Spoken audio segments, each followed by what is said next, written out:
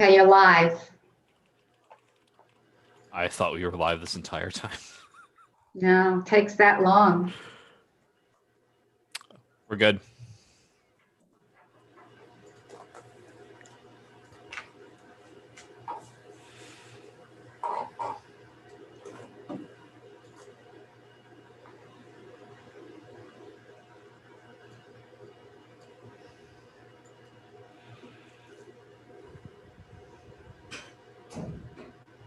Madam Chair, are you there?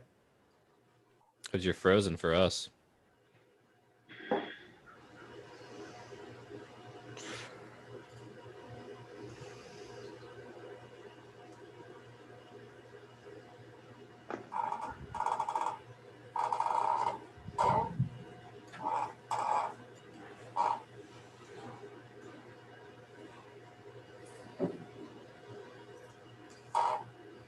You want to come up here as a seat? That's right. I'm not gonna stay for lunch. Can someone vote to go into closed? Well, I don't think Karen's mic is working, and I don't know if she can hear us, and I don't know if she can even see the meeting. How can we get into closed? We're gonna need to get the breakout invites from Kathy again. Okay.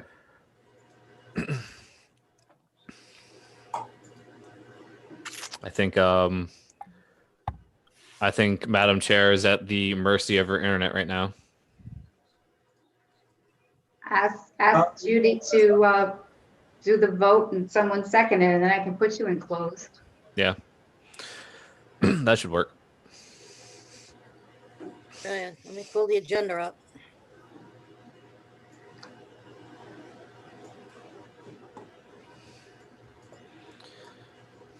As long as we're able to do that. Can we do that, Andrew? Yeah, I can open the meeting. Well, I didn't know if you could open the meeting if the chair was here. Oh, technical difficulties. Judy can definitely open the meeting and vote to go into exec for sure. Okay. Okay, I'd like to vote to go into closed session for discussion and or action regarding those items of business exempt from open meetings under general laws of Rhode Island, RIGL 42-46, 5A1, A2, A4, A8, and A9. So moved. Second. All in favor? Aye. Aye. And any individuals to be discussed have been so notified.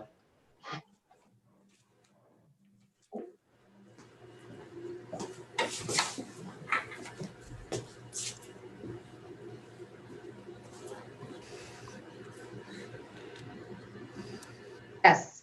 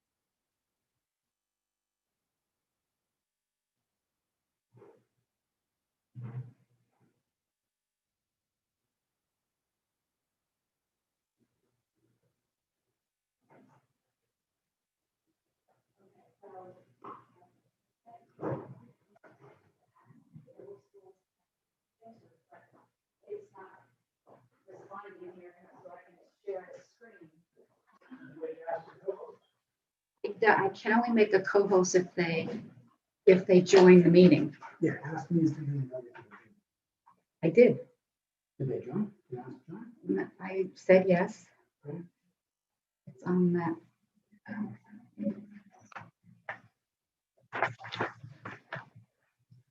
So this is.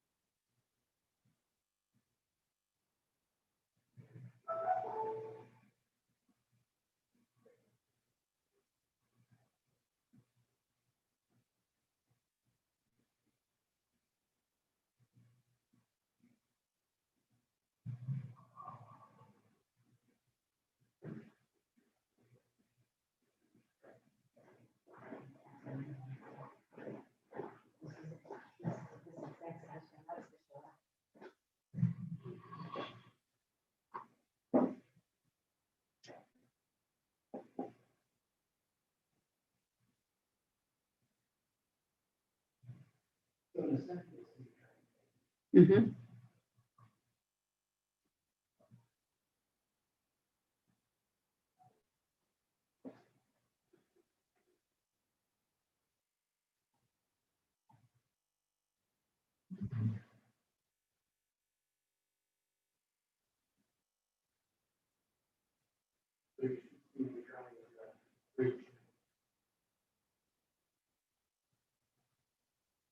Okay, you're admitted.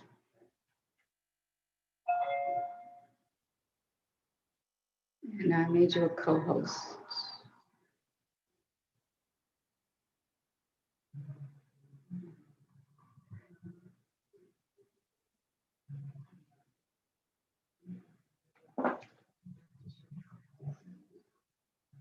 And that little thing is right there for you.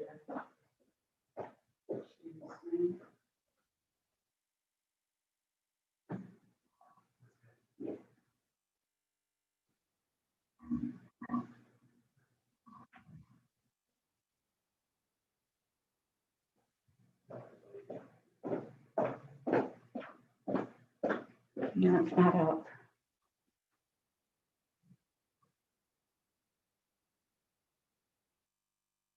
There you go, perfect. Perfect. Well, let's see what's going on next door.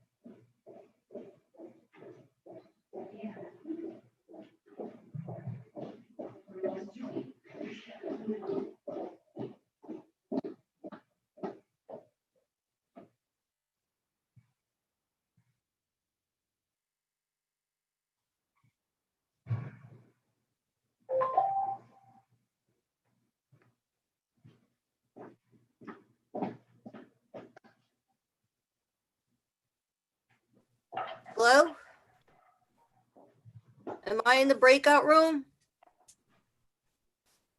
Kathy, I'm right here. am I in the breakout room?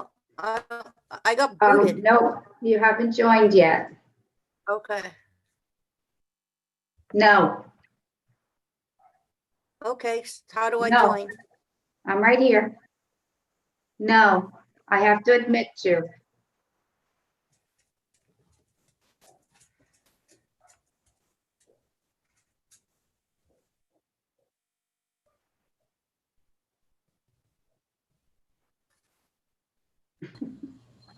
Don't see her yet. Hi, Sierra. Are we all in? I don't see Judy, but I'm waiting to get in.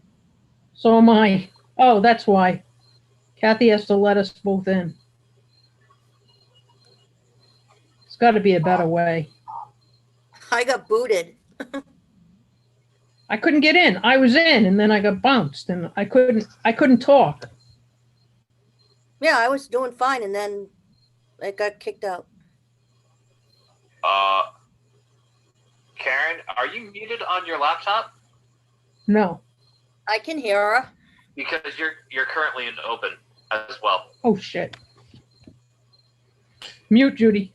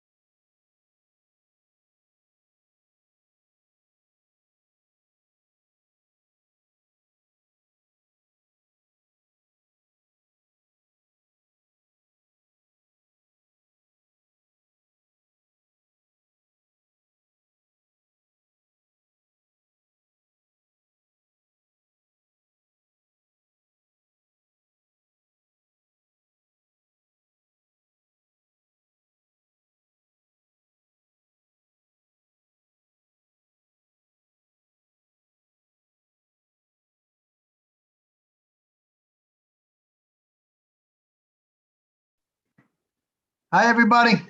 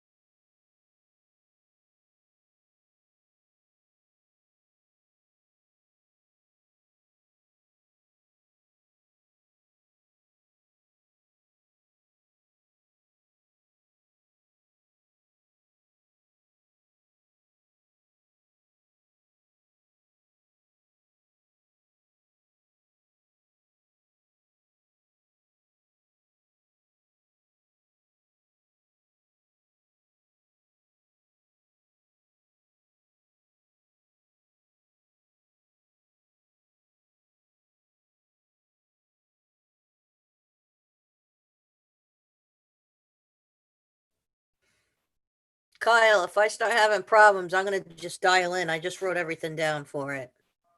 Okay, that works for me. 'Cause I don't know what's going on. I've never had this problem. It's only me and Dave that never have issues. This is crazy. I usually don't either. You Well, you're know? in a new place now, right? Yeah, but We're it's also fine. live. Oh, oh, Oops. okay, bye.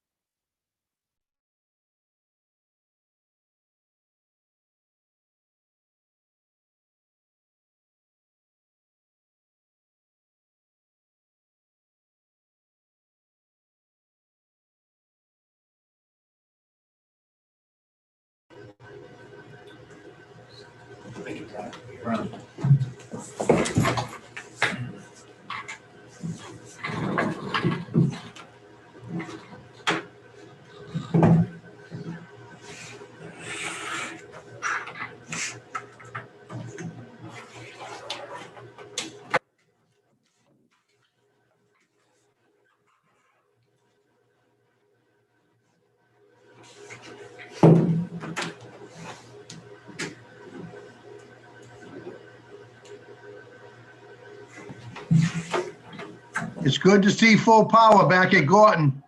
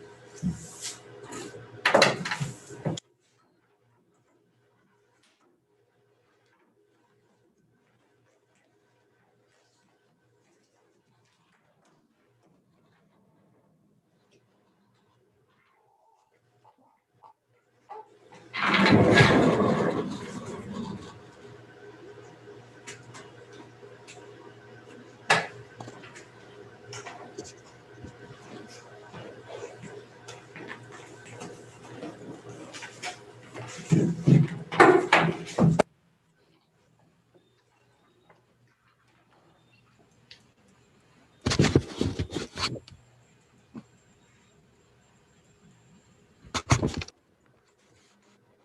here? Can you hear me? Hello? Yes, Yes. we're live. All right, we're live. Good evening. Welcome to the monthly meeting of the Warwick School Committee. Today is Tuesday, September 15th, 2020. Pursuant to the Executive Order number 20-05, issued by the Governor of the State of Rhode Island, this meeting will be conducted by electronic communication only. Members of the public wishing to access this meeting may do so at https://utu.be/7 small o capital E 1 I capital K small k capital P capital A. This time I call the meeting to order.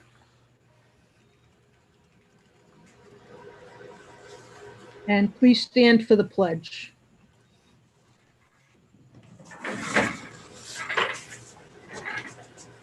Pledge allegiance to the republic for which it stands, nation under God, indivisible, with liberty and justice for all.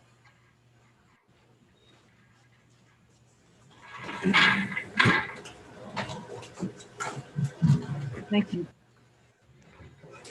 Time we go to the superintendent for personnel matters. Thank you, Madam Chair. First this evening is some appointments.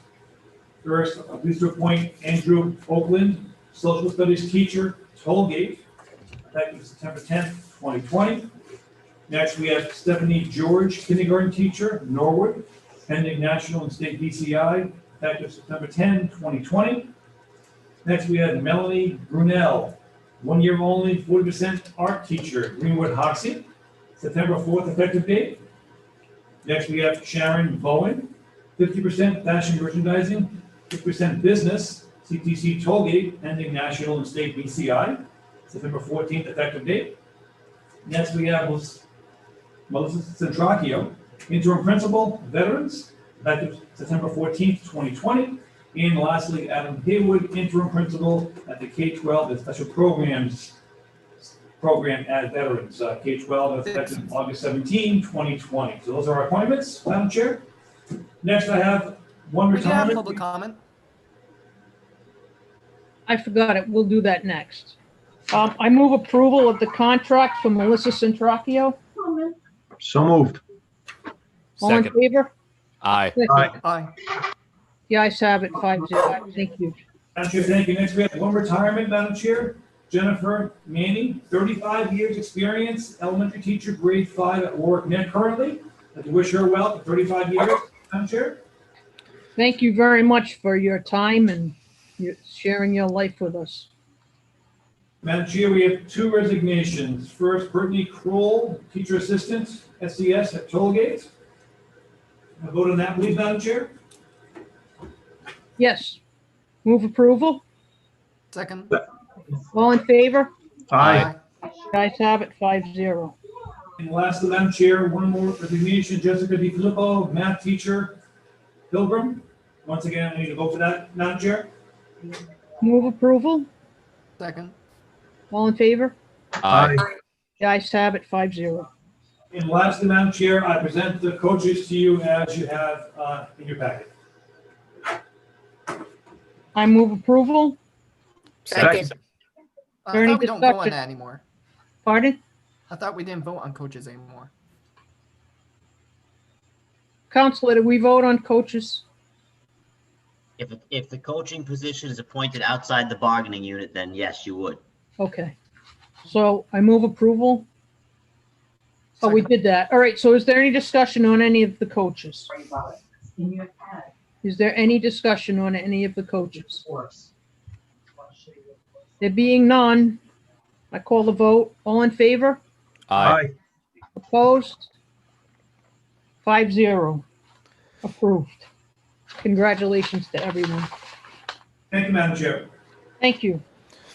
Madam Chair, Public also, com- just also to put out there, after public comment, we do need to approve the minutes. I know. warrants. Thank you. Thank you, Kyle. Public comment, please.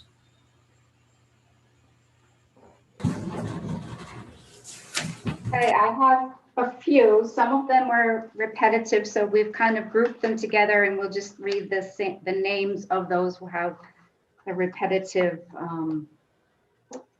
comments. Excellent. Thank you.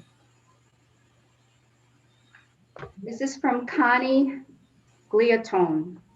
I am the parent of a third grader at Lippet. As my child starts his third grade year distance learning, I have many concerns. My child did not do well last year at all. I am a single parent who has to work, and because of this, I have to leave my child with someone who I know cannot provide the education full in-person learning would provide. I am grateful for the help I have, but I am concerned. Last year, my child would cry when told it was time to log onto a Chromebook. He woke up asking for coffee and was sleeping through Google Meets. I started taking my vacation time to at least be home once a week with him to try to make things easier. That will not be an option for me this year, as I used all my vacation time last year for this. The majority of assignments were to watch a YouTube video and answer questions. I promise my child remembers none of anything he should have learned from those videos. I know his teacher tried her best and was always quick to respond to any questions, but my child just cannot learn this way. It is in these younger years that children hold on to the most information, and I worry that my child is falling behind and it will be too late to catch up. I hear much work will be done using the iReady program. This program takes a long time to complete assignments, and my son loses interest in it easily. I know that although I am hopeful that things will go smoother this time around, it will not make up for the education he is missing. Please reconsider bringing these children back into the schools. The decision to make them stay home has caused many children like mine to go from being a very bright, happy child to a child that is stressed out and falling behind. This is from Elise. I am the parent of Skylar Mae Woods, who goes to Warwick Early Learning Center. She has an IEP. She needs to be in school in person. I need to work. I cannot be home during the day with her. Please get them back into school, or single parents don't have the resources to do it alone. It's from Brian Morse. I urge you to please, at minimum, get the elementary age students back in school. The elementary population needs in-person schooling. Virtual learning does not work for them. Parents should have the choice to either send kids to school or keep them home. Busing should not even be an issue on the table. I am confident that most parents that are begging for school to be reopened will have no issue finding transportation. If half of the population wishes to remain home, then let them have that choice as well. This will allow the district more space to spread out the students who wish to be in school. Other school districts with much older buildings are making it work. The Bristol Warren Teachers Union just tried to file a lawsuit that was dismissed by the judge. It should give you the confidence that the teachers union does not have a winning case if they oppose going back to school. We owe it to these kids to put them back in school. This is from Alexandra Colada. Today, as you all know, was the first day of virtual learning. The kids were excited to start and see who was in their classes on the Google Meet. I've got one in kindergarten and one in second grade at Scott Elementary School. My kindergartner was wiggly, but happy in his chair when greeted by his sweet teacher. Seeing his new friends and teacher over the Meet was great, but it's nearly impossible to understand what she is saying when 7 families aren't muted. We left the meeting a few minutes early because he couldn't concentrate with all the noise and was getting frustrated. I want to back up and say we love the teachers at Scott and feel super lucky our children get to experience an education with them. What we don't love is virtual learning. My daughter, second grader this year, went into her Google Meet this morning with all smiles and a special outfit. She was excited to meet the teacher again and see her old friends. The teacher explained to them how their days and weeks would roll out and went over some virtual learning rules. When the Google Meet ended, she was assigned a few short assignments about herself and fun things she did this summer. Here's where the problem lies. My children are unable to sit and concentrate without an actual teacher guiding them through their work and holding them accountable. The second she opened the assignment, her body language, mood, attitude, and feelings about learning went downhill quickly, even with me, mom, sitting and supporting her. She began to become tense, couldn't stay still, started whining, and was soon slumped over at her desk shouting, "I can't do this, I need help. I don't know how to do the assignment." Basically, for my children to learn appropriately, they need a face-to-face learning environment, in person, where they are held accountable. I feel it's extremely unfair to both students and parents if their daily learning routine is going to be detrimental to the actual learning process itself. I have my own business out of my home, and my husband is a first responder who works excessive weekly hours. I've got 2 kids home that will need to have their hands held to complete their daily work while learning over a computer.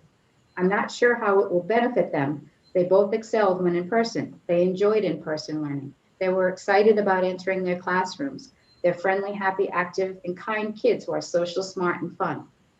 Day one brought us both, my second grader and I, right back to the sad, mad, frustrating struggle of last year's distance learning. She just completed her first assignment, which broke my heart as a parent. Truly, I feel that for my kids and countless others, their love for learning will diminish in the environment and circumstances we are given to teach them. It's equally as horrible as a parent to watch this child struggle so much on just the first day of school. As parents, we just wanted the choice. We are ready, willing, and healthy. We wanted an option for in-person, as did many of our friends with elementary age children. We weren't even given a choice. Facts show that children excel when given choices both in school and in an at-home setting, as do adults in the workplace. I will say I'm glad there are Zooms daily, but once the Zoom is over, my child shows no interest in learning at all. I have a bachelor's degree and my husband will receive his master's soon, so education is important to us. We feel that in-person learning is vital during the elementary school years and beyond. At this point, hybrid would be great, but full-time would be ideal. These kids need to be held accountable and we want them to love learning. Thank you for your time and consideration. Let's get them back. They deserve it, and so do all of the working parents. This parent sent a visual. So I'm gonna put my video on, and this was her first day assignment that she put her sad face on. This is from Karen Gillette. I am writing in regards to tonight's vote on kindergarten classrooms phasing into school. Although I have been very pro-vets because I do believe our youngest population desperately needs in-person learning, I'm also asking you to think about prioritizing K classrooms with HEPA filters before the rest of elementary begins phasing back in. Let's do this now before the weather gets cold and children can learn outside with their teachers as much as possible. Children need structure. They need to learn through play, have hands-on learning, and a teacher with them to help guide them through their first year of school. Moving all the K classrooms to veterans will be a giant change for our K children. Never mind the manpower that will be needed to move the district's classrooms for this population. Just think of all the desks, tables, chairs, manipulatives, classroom supplies that are needed in a daily K room. Let me tell you, it's a lot. I am asking you to consider updating our current K classrooms with the air filters that have been acquired in their home schools so that our children can learn in an early childhood environment. Many of these children have never attended pre-K and they need this more than anything. Thank you for your time and consideration. Dear school committee, before I begin, I'd like to say that the teachers and staff at our school are wonderful and that my comments are in no way a reflection on their efforts. I am writing you to give you a synopsis of our first day of distance learning with my second grader. I knew it was going to be tough. She struggled in the spring too. Still, I tried to stay positive. I hoped that it would go a little better this time around because she knew what to expect. I was wrong. Even before we logged on, she was in tears. She didn't want to log in. She didn't want to turn on her camera. She wanted nothing to do with distance learning. Then her teacher joined the meet. Through no fault of her own, the teacher's audio made it all but impossible to hear her. Cue the second bout of tears due to frustration and not knowing what was expected of her. It was 9:15 a.m. Next, I had to work, so my kids had to come with me and take a break from school. When we finally got back to it, we started what was supposed to be a fun math assignment. It began fun, but quickly dissolved to tears. This time, there was no recovering from them. School was over after exactly 1 hour of lessons. Imagine seeing your smart, sweet, beautiful 7-year-old child with tears streaming down her face tell you that she's stupid, she can't do second grade, she doesn't want to be here, and that she hates school. And this is on the first day of school. Of course, I do everything that I can to help her, but I am not a second grade teacher. I'm not equipped to teach her. This is in no way a failure on the part of her teacher either. Her teacher was obviously well prepared and she is doing her absolute best. You are setting these children and their teachers up for failure, and that is entirely on you. Some of you may be thinking it's only the first day, it will get better. It doesn't. We've been here before. Back when the virus actually was raging, this is not then, and we are not going to take it anymore. Open the windows and get these children and their teachers back in the classroom. Fed up in Warwick Neck. This is from Kim Gorton. I know not having our children in school is ridiculous. This is doing more harm than good. I want my child back in school learning with the teacher. I'm a Warwick taxpayer who is a frontline worker. This is extremely hard for everyone, but the longer these kids are out of school, the more damage is done. The schools have been closed since March. This should have all been taken care of. I'm tired of the excuses. All the other towns are going to school. Something has to be done. This is from Katie Mulligan. Warwick Public Schools Administration and the Warwick School Committee have decided to begin the 2021 school year with full distance learning for most students, and to date have submitted no plans to move to in-person learning. We believe that parents should be given the choice to allow their students to participate in in-person learning. Most teachers, including the union president, have admitted that in-person learning is by far the best learning situation for most students, and that distance learning is a detriment to students and teachers. The superintendent of Warwick Schools has been quoted discussing a COVID gap and educational shortcomings suffered by students due to distance learning, which the school committee continues to ignore the concerns of parents for the choice of in-person learning. Many other districts in Rhode Island have similar schools to Warwick and are giving their residents the choice for in-person learning or have plans to phase students into in-person learning. Warwick has offered no such plan. Warwick parents who want the opportunity to make choices that are best for their children have thus far been largely ignored by the school committee and the administration.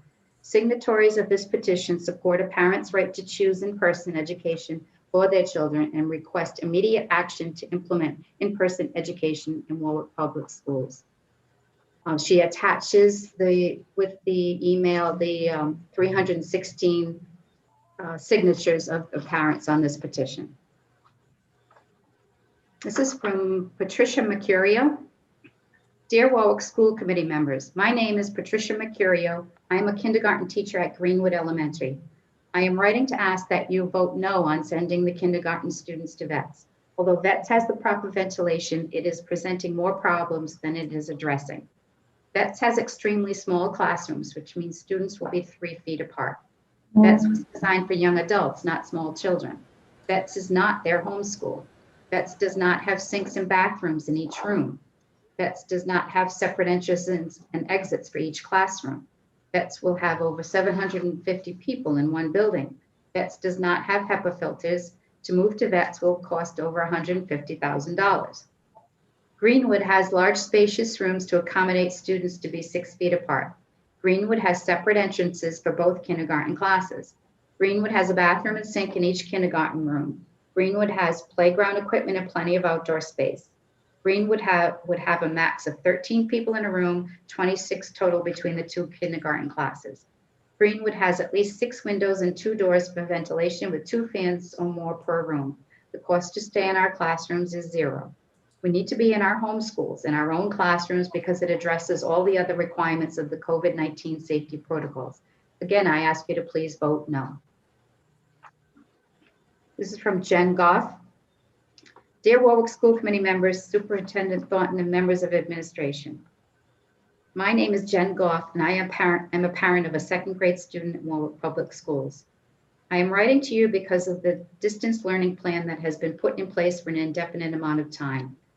I received the most recent email with a 2 to 3 month timeline for in-person reentry.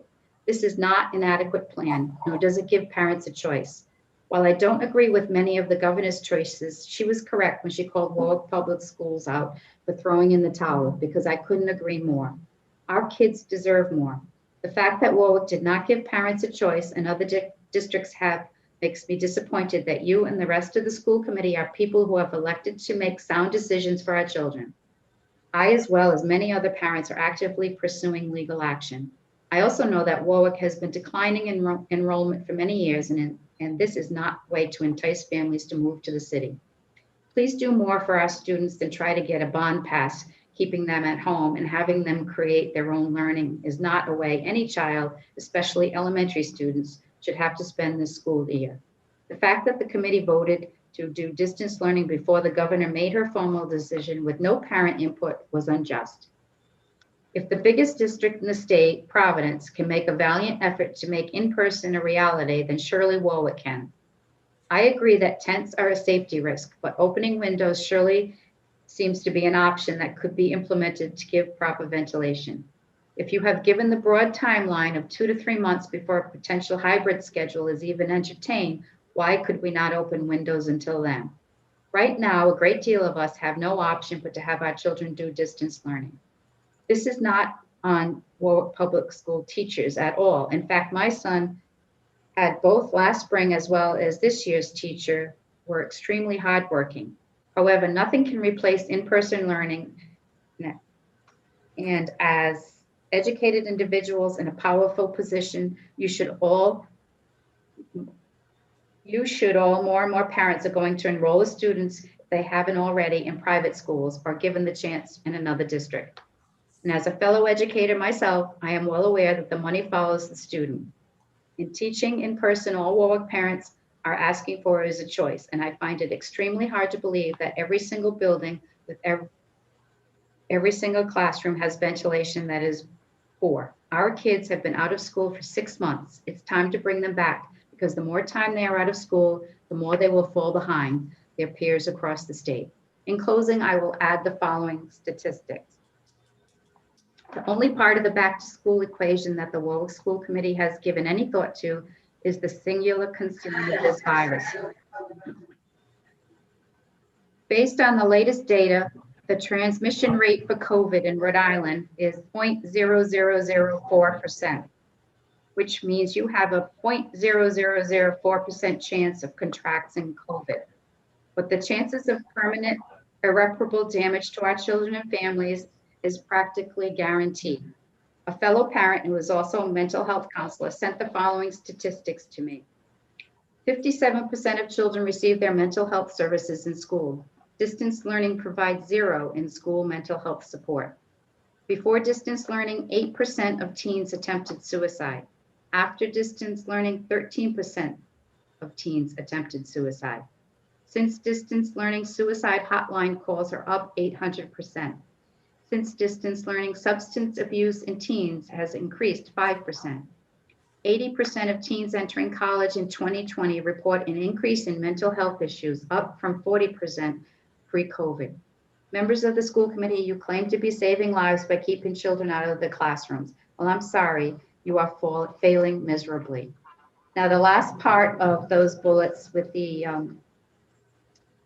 statistics was also sent by Tara DiCarlo, Melissa Dixon, and Angela, and Miss Carlene.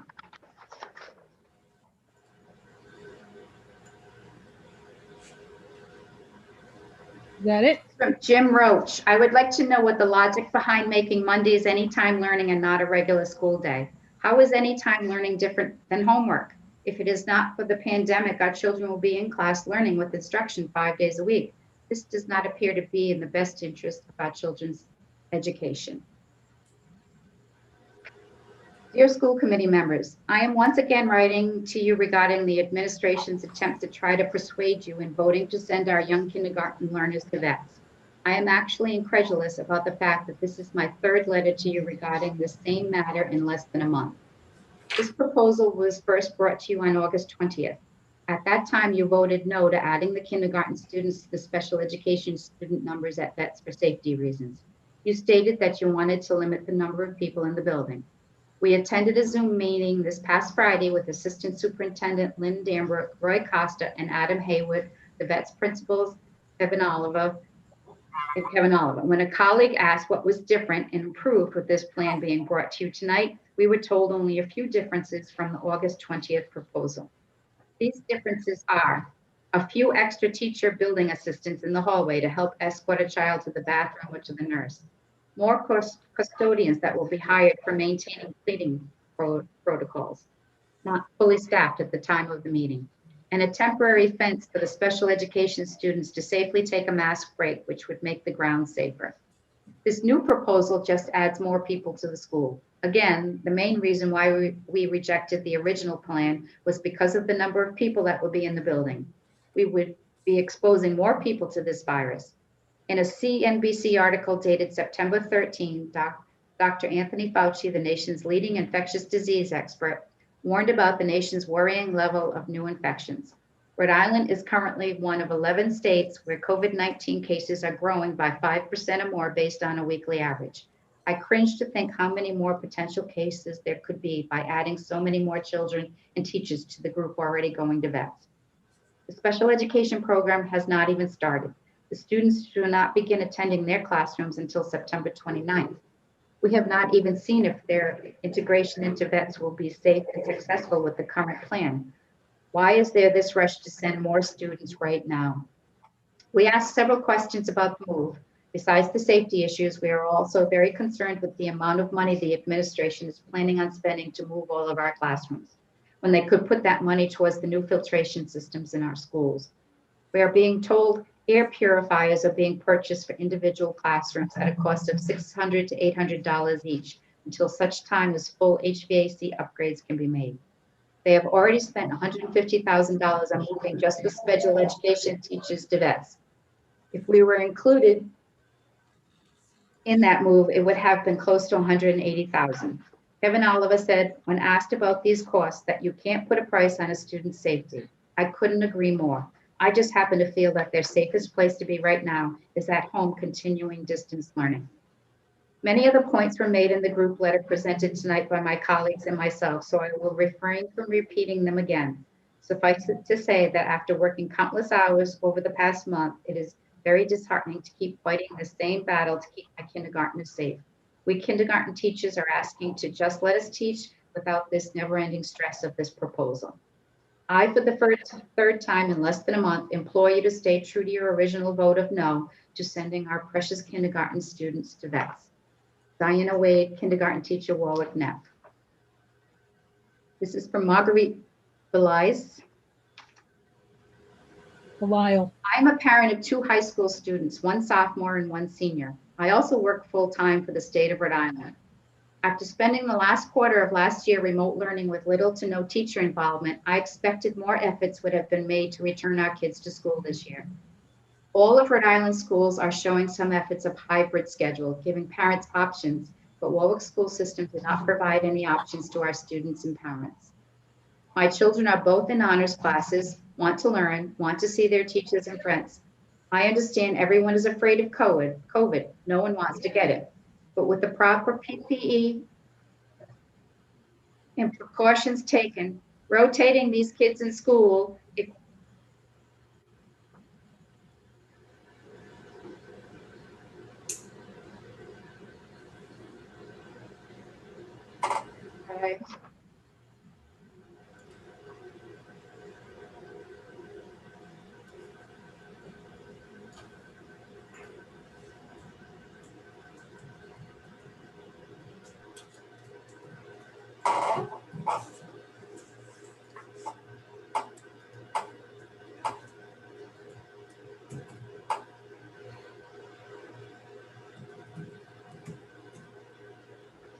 my son, for example, has woodshop class. Well, guess what? How is the class going to happen? Not fair to the teacher, who obviously will not be able to teach the class from a Google Meet. So the class has literally been 5 to 10 minutes.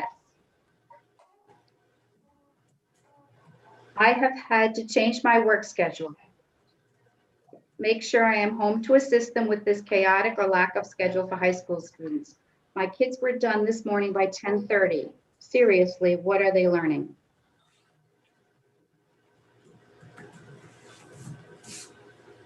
Watching other schools making efforts, teachers and administration trying, including Providence, shows me the lack of commitment to our children from our school committee.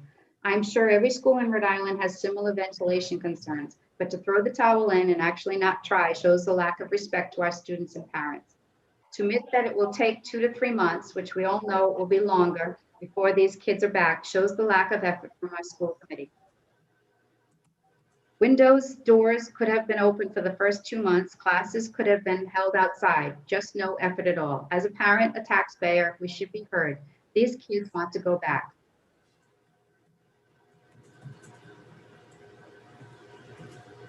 Okay, so there's something not right here. Okay. To the members of the Warwick School Committee and administration, our children need help. Our children need emotional, educational, mental, and social help, critical help. I speak for so many parents when I say we know the financial woes of Warwick. We have been living them for years. We know those schools are old, the building structures are old, repair list is long and costly. We also know that is never going to change. Warwick is never going to have enough money to do what needs to be done to our schools. This pandemic has added to that. However, our children, our families, our parents deserve the choice to have those buildings open to them for learning. We all deserve to see options on the table for acceptable fixes, not perfect fixes. We all deserve to see options on the table for an acceptable hybrid form of distance learning, not all distance learning in all perfect situations. My child is drowning at home. My child is 17, and for the first time in mine and my husband's careers, we have to now consider leaving our job and/or trying to find part-time work to be home with our 17-year-old who is drowning. My child has been sitting in her room learning on an aged, barely functioning Chromebook since March. My child is questioning her ability to apply for colleges because she barely has anything to offer a college. No VASLA, no Best Buddies, no extracurricular programs, no National Honor Society. The list goes on. My child may feel the financial hardship that is being put on our family because my job will not allow me to work from home. The decision is not even try walk-through inspections of vent windows with bans or ask for financial help to buy enough hand sanitizer, extra janitorial supplies, extra bus drivers, extra cleaning supplies. Was poor and in the eyes of most parents inexcusable. I ask you, are any of you suffering with any of the issues I have just described? What are your solutions for me? What is your bottom line to consider that these children need better? The tollgate parent. All right, I'm going to pause for a second. A lot of feedback on my computer, so I'm not sure if you can hear everything. No. All right, because I get a lot of feedback, so I'm going to try to read them from here. I was getting a lot of feedback on my computer, so I'm going to finish them off by reading them from in here. This is from Brian Mulligan. I'm trying hard to understand your positions on reopening schools. There is one point that keeps bugging me, like an annoying gnat that I want to swat away. It is this statement, the statement made by school committee members that seem to indicate that you know how to parent my children better than I do. It has been written, I cannot in good conscience support something that gives parents a choice to put their children into classrooms that I know are not compliant with the state's COVID guidelines. Other committee members have said, I'm scared, I'm just scared, as they then deny hundreds of kindergarten students the right to an adequate educational experience. Members of the school committee, I am sorry that you're scared, and I am sorry that your conscience is burdened, but you are not my child's parent. You are not here to make decisions about their safety. That is my and my wife's job. You are here to make decisions that give our students the best public education possible. However, your actions of late have done anything but that. For some reason, the discussion of our children's education has been secondary. I simply cannot fathom why that is, since ensuring my child's education is the express purpose for you 5 individuals to be here. Stop attempting to be my child's parent. I will not allow you to sacrifice my child's education to quell your own fears or calm your conscience. I strongly request immediate action to bring my child's education back into the classroom as soon as possible. This is from Christine and David Ellingwood.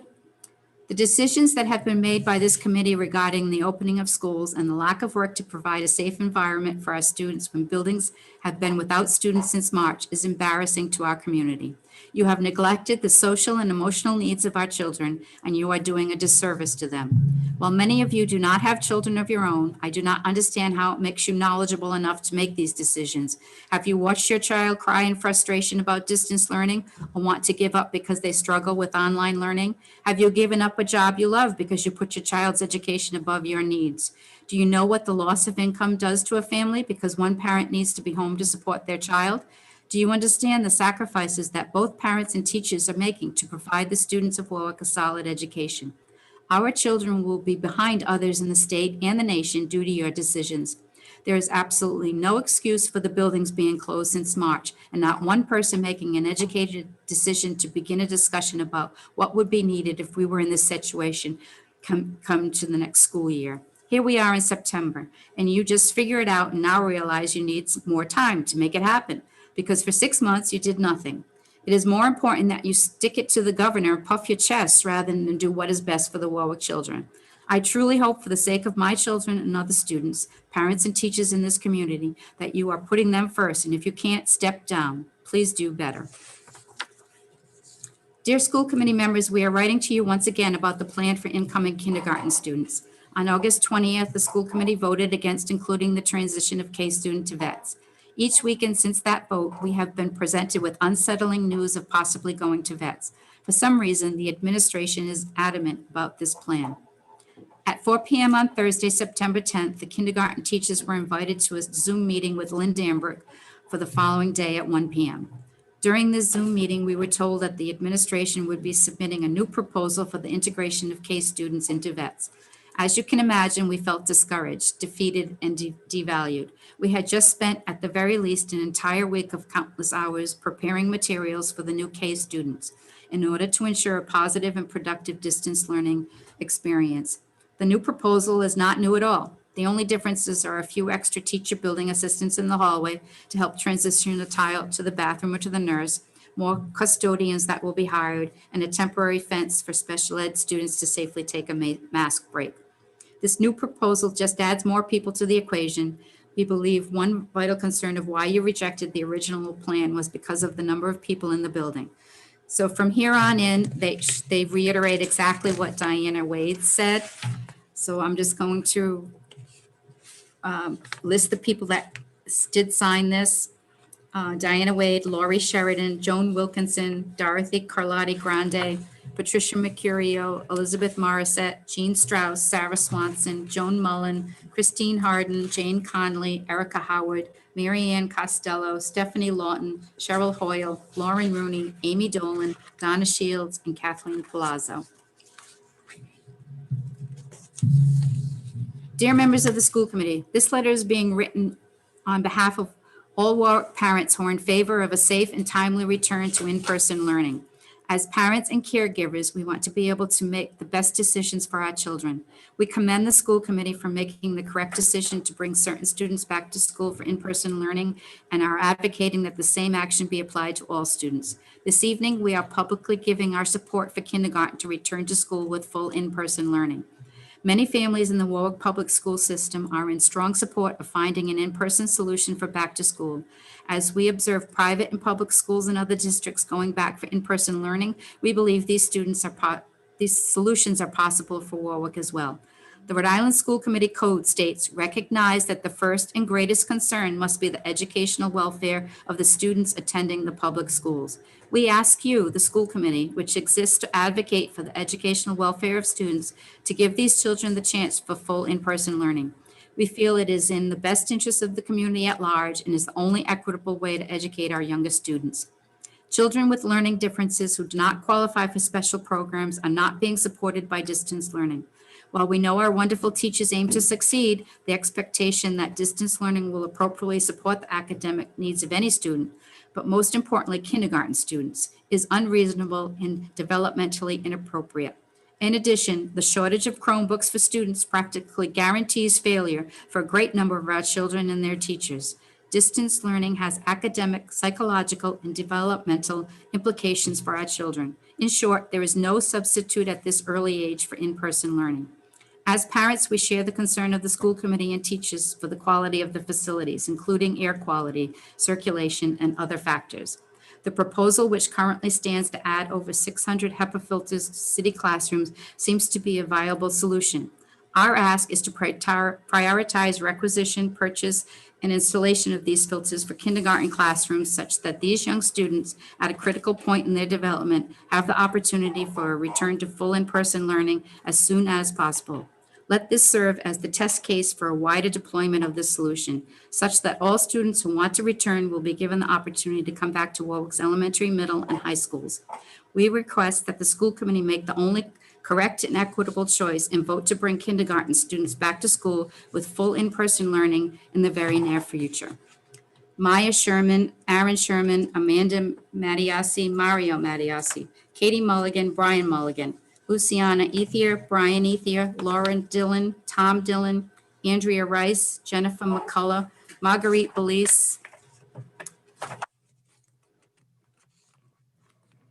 Mina Atwood, Carlene Munson, Patricia Staples, Deidre Keach, Kurt Johnson, Jennifer Goff, Christopher Goff, Destiny Gioli, Anthony Gioli, Colleen Campos, Eddie Campos, Antonio Ambrosio, Paula Ambrosio, Tara Sorella, Nicole Sarasale, Richard Sarasale, Wayne Hemond, Richard Levitt, Kim Gorton, Daniel Gorton, Christine Ellingwood, David Ellingwood, Melissa Dixon Florio, Pasquale Florio, Melissa King, William King, Brian Morse, Alexandra Morse, Nicole Cisco, Greg Cisco, Kendra Crotty, Ryan Crotty, Henry Whitford, Danielle Richards, Angela DeLauro, Michael DeLauro, Carla Ray, Matthew Kaplan, Gerald Fortuna, Raquel Fortuna, Damon Munson, Monique Chamberlain, Cassie Sherman, Dylan Algren, Jill Gebhardt, Vinnie Gebhardt. Dear School Committee, I'm submitting a public comment in the hope that you will open kindergarten to students in person as soon as possible. My daughter is on the autism spectrum. We initially received a letter that she would be going to vets in person. However, we were then told a couple of weeks ago that she was in fact not eligible, as she was scheduled to go into a co-taught classroom for kindergarten. Academically, she was doing really well last year at Wilk, so it was decided that a co-taught classroom with special ed teachers in a regular ed setting was the best fit for her this year. While that may be, distance learning is still an impossibility for her, as her teachers at Wilk can attest. Yesterday, we attempted to do a Google Meetup with her kindergarten class, and my daughter was only able to be on there for about a minute before she had a sensory meltdown. She cannot form a relationship with her peers and teachers on an online platform. Being with her peers and doing structured learning with her teachers is what she needs right now. We have seen how successful she has been at daycare when they opened it in June. Also, we have witnessed how daycare has been able to keep her safe and her teachers safe, even though it is a small facility. I fully believe that Warwick can bring back our youngest school-age children in a safe way. As I'm a working full-time now, I am teaching in person. I do have the luxury that I did in March to work with my child at home. Right now, my daughter is having 3 different people come into our home to work with her. It is hard to find care if your child has special needs. You need someone with experience, and that often means it is more expensive. Her first week in kindergarten is going to be spent getting used to her carers before we can start doing her assignments. This is a huge financial burden for us as well as other parents in the same situation with autistic children at home. In conclusion, I am deeply concerned that all the hard work by her amazing teachers at Wilk will be undone if my daughter does not go back to school in person. Mimi Roderman. I'll have 2 more. Hello, I'm sure you are bombarded with emails, phone calls, and text messages every day. This one is regarding safety on school buses for all students. Children are supposed to be in stable pods. Currently, that's not the case on buses. If you look on the Warwick Public Schools website, you can see the bus schedule. Children are on different buses in the morning and the afternoon. There's also specific stops that go on multiple different buses in AM and PM, therefore mixing pods. Also, what happens when it rains or snows, or it's just too cold to have the windows open the entire day? There's no ventilation for these children. I understand you have little sway with private schools, but if you're considered having kindergarten go in mid-October, this is serious and legitimate concern. The kindergarten will be exposed to the mixed pods. I'm very concerned. From my understanding, everyone is supposed to be in stable pods. Please take that into consideration when you are voting on the safety of 5 and 6-year-olds. Thank you for standing your ground on distance learning and your continued hard work. Alexandria Palm. As a teacher at Women, I want to again thank you for making a very difficult but safe decision, which I know was criticized. After watching the last meeting, I truly appreciate the work and dedication that went into this decision. Safety must be a priority, and you've been listening to the news. Many schools, even here in Rhode Island, are seeing COVID cases popping up and have to do distance learning. I have learned a great deal about distance learning and how to improve my teaching methods. As a parent in another district, I can tell you that having teachers devoted to full DL is extremely important for consistency. Some of these hybrid models are stretching their staff thin and can't deliver the same quality of teaching. Those teachers are being pulled in several directions. While I realize nothing replaces face-to-face, I commend Warwick for standing their ground and looking on how to safely reopen when it's feasible to do so. You did and are continuing to do the hard work necessary. Jody Ilax-Faziano. That's all I have.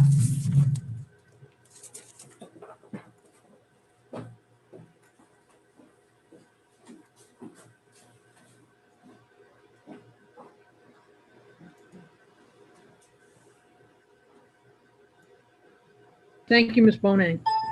At this time, may I have a motion to seal the minutes of the executive session, please? So moved. Second. All in favor? Aye. Aye. Aye. Guys have it.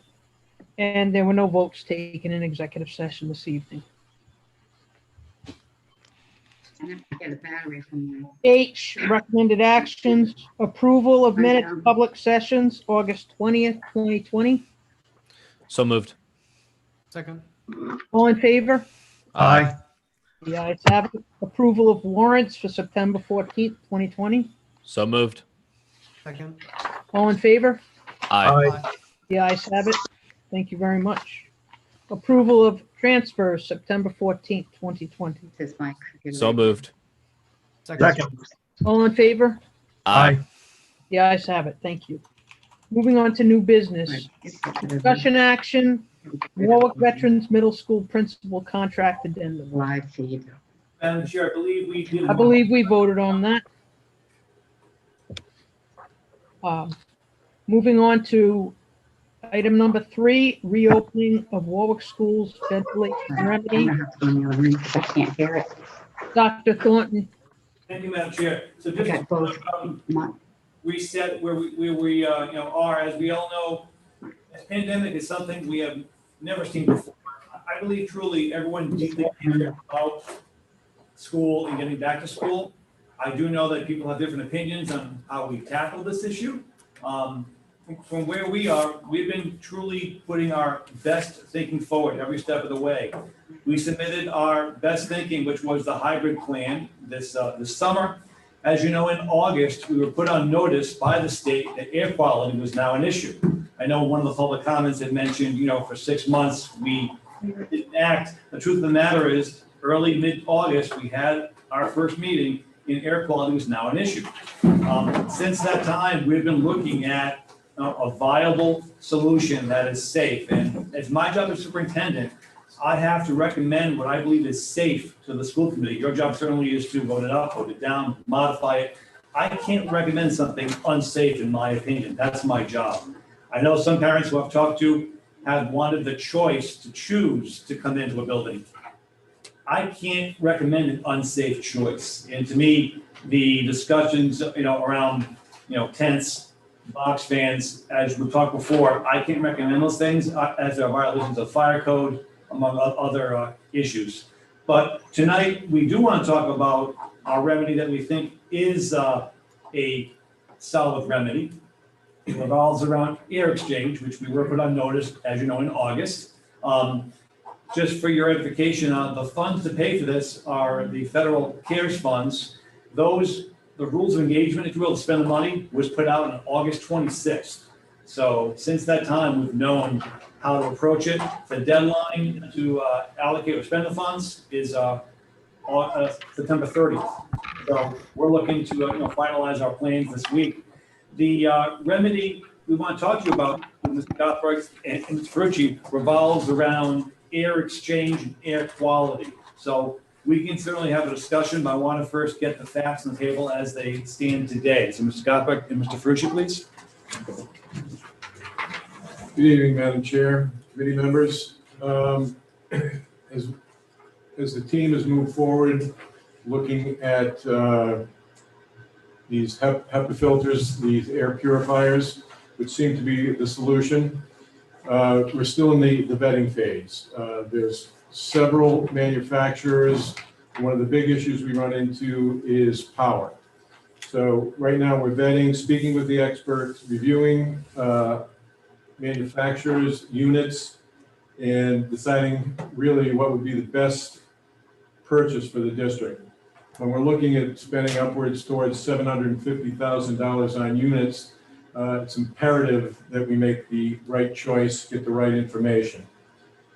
Our decision factors are, the big one is actual power consumption of the units under load. As you know, as we all know, we have power issues throughout all our buildings. If we choose the wrong unit, we stop popping breakers, we're in big trouble. So that's number one. Durability is another. Cubic feet per minute moved under load and realistic air changes per hour. Proper filtering of germs, bacteria, and viruses. Filter replacement costs. All these have filters ongoing. You're going to have to replace filters on a timely basis. Availability and potential ship dates. Will we need to install these units? And once again, power requirements and the impact on our electrical infrastructure in our buildings. There are a couple factors impacting availability of these units. Number one is multiple school districts and communities throughout the country are scrambling to purchase these units at the same time due to COVID-19. The second factor that's just come up over the last week or two are the wildfires on the West Coast. All of a sudden, units we've looked at that were available last Thursday are now out 8 weeks. And that's because they're being snapped up by localities around the fire areas. Realistic projection on when we could get these air purifiers delivered and up and running. Depending on how we go, we have potential grant submission timeline and approval, which is 3 weeks. We might be able to do something with that. The vetting and bid process, once again, we need to talk about bidding. Order and purchase, the actual processing of the purchase through the business office, and then lead time for manufacture and shipping, which runs 4 to 12 weeks, more towards the 12 weekend. Best case that I can see at this point is units being delivered mid-November to early December. If we work concurrent with that, we can actually get as the units come in, we can start hooking them up and installing. The other thing I remind everybody, the air purifiers are just one item that we have to deal with. We need the staff to clean. We need monitors, aides, teaching subs, busing issues, masks, and we still need to maintain our social distancing. Mr. Gothberg, can you speak to the amperage of this unit and how it's different than the other ones you've seen? Well, most of the units we've looked at are in the 5 amp range. And if you're looking, if you're looking at how many you're looking to put in a building, say you're putting in 25, and now you're putting a household worth of draw onto our systems, which we can't handle. The particular unit we're looking at right now is 1/3 of an amp per unit, which is basically the whole building in the elementary school would take up one 20 amp circuit. Thank you.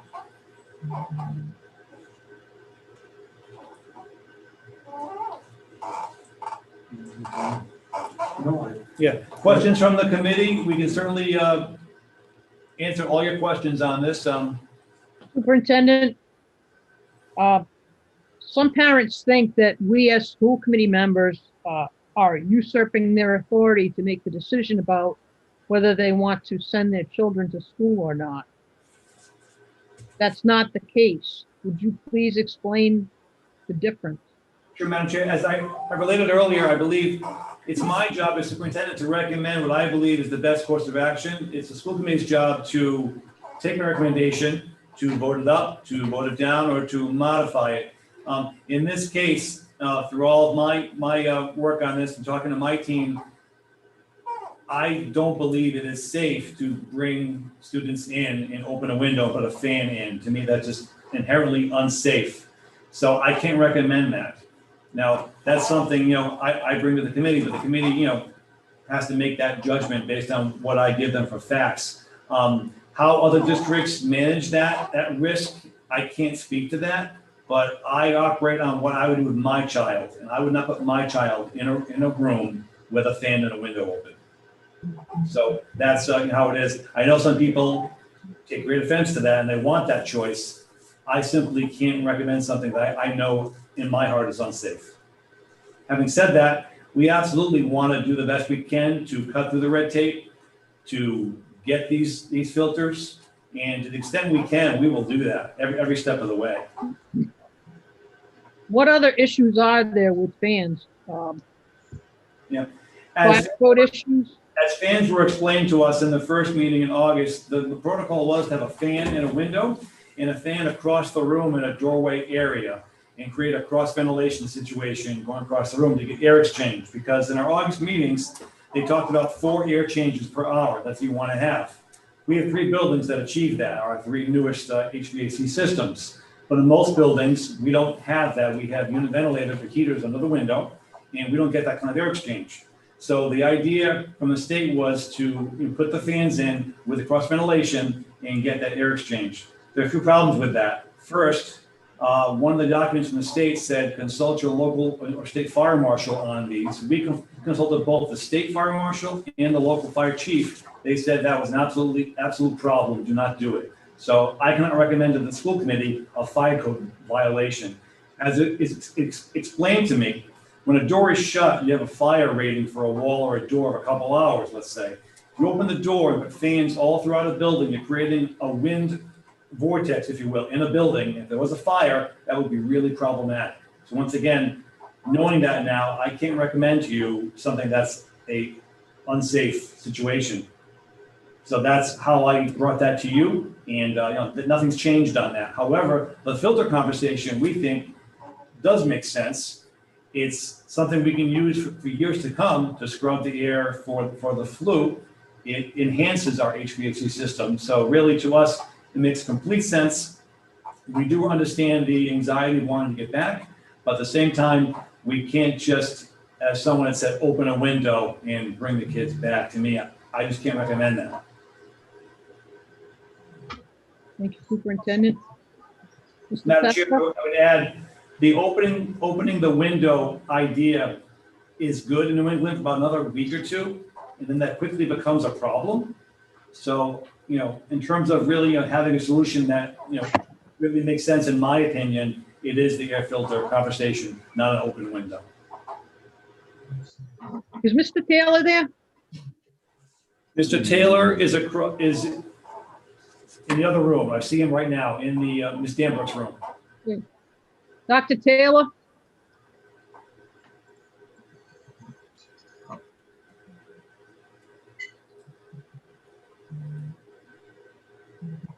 Dr. Taylor? You're muted.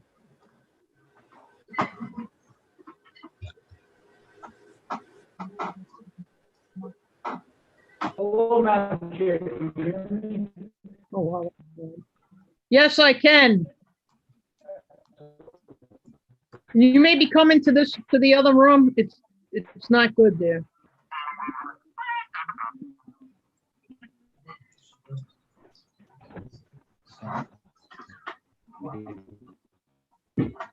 I don't know, Superintendent, we're having our own problems at Gorton.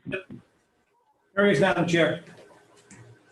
Dr. Taylor, can you provide the parents and folks on this meeting with the explanation that you provided us earlier earlier to explain that it's not about anyone making the decision for parents.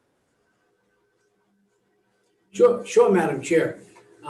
You know, and it's such a tough topic, right? We hear a lot of public comment, and I like the public comment. It really is good to hear the perspectives from everybody.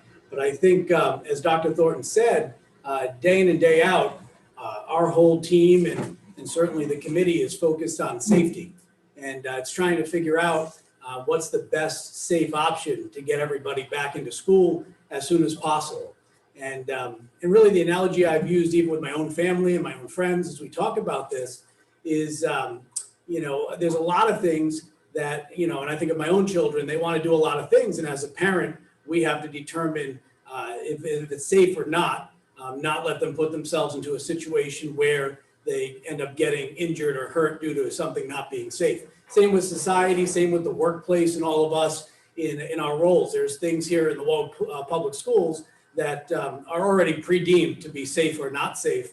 And we all as employees follow that. So I think it's really for me, it's always a conversation about safety. You know, in all the public comments and the need for folks to get back in to school, that's very important. That's what we've been focusing a lot of energy and conversation around. It's just how do you do it in a way that at the end of the day, everybody can sleep at night knowing that they're not letting the person that wants to go back into school find out, you know, the hard way or not the hard way, whether something is safe or not. And that's really where a lot of the conversations from both our team here and the committee, I think, has been focused around. Can you give us the knife example for parents? Yeah, so I mean, it's you know, in talking about, you know, my own kids and really, you know, all of us, you know, we wouldn't let our own children play with sharp objects to determine whether or not those objects were deemed safe or not, right? We would have to make the decision and hope that folks trust our expertise and our experts to determine whether or not that was a safe move or not. And the same, I think, holds true here with the school department. And we're trying to ensure that, like I said, folks don't learn the hard way whether or not it's safe or not. That's why we've got the experts and the administrators and the committee really focused on always looking out for the safety of our students first. Thank you so much. Superintendent? Madam Chair. Mr. Testa?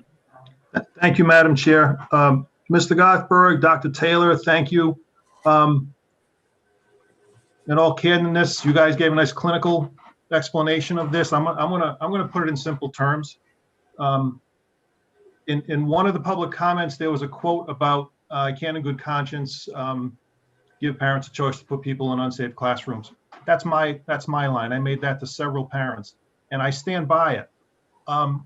As a school committee member, I would never vote for something that would give any parent a choice of putting their kids in a classroom that I know doesn't comply with state guidelines.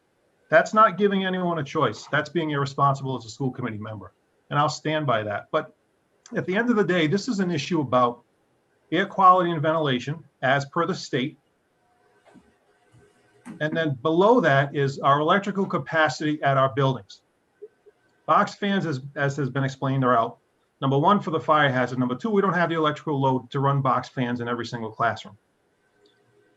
HEPA filters, HEPA units that have a low amperage draw, which is what we found, fit that bill. Plus, they pay a longer term benefit than does a box fan, because box fans are a temporary fix, even assuming you use them. Now, districts are using them, and you know, if anybody wants to get something in writing from that wants to put in writing that it's okay to use box fans and not to worry about the fire code, you can send it to 1107 Narragansett Parkway, because I'll gladly like to see that letter. Okay, you're not going to get that letter, so box fans are out. Right, and then there's going to be a big garage sale on box fans when this is all over. A HEPA filter will serve a purpose long after this pandemic has passed. It'll filter air. If we still have them at the time we replace HVAC units, it's just an added bonus. Okay. Now, having said all that, let's do the chronology here. Right. It wasn't until mid-August when Dr. Bromash came in and pretty much kiboshed the whole distance learning plan, or the whole hybrid learning plan. I'm sorry. because of air quality. So we still had to get our plans in, then we had to regroup and figure out how we're going to do this, right? And then there was a lot of back and forth about what's acceptable, what's not. Use a fan, open a window. And you can open windows, but come November, if you can't open windows anymore and you don't have another solution, what do we do then? So the HEPA filters are good. The lead time is going to be long. Mr. Ferrucci, I know you've been talking to the company.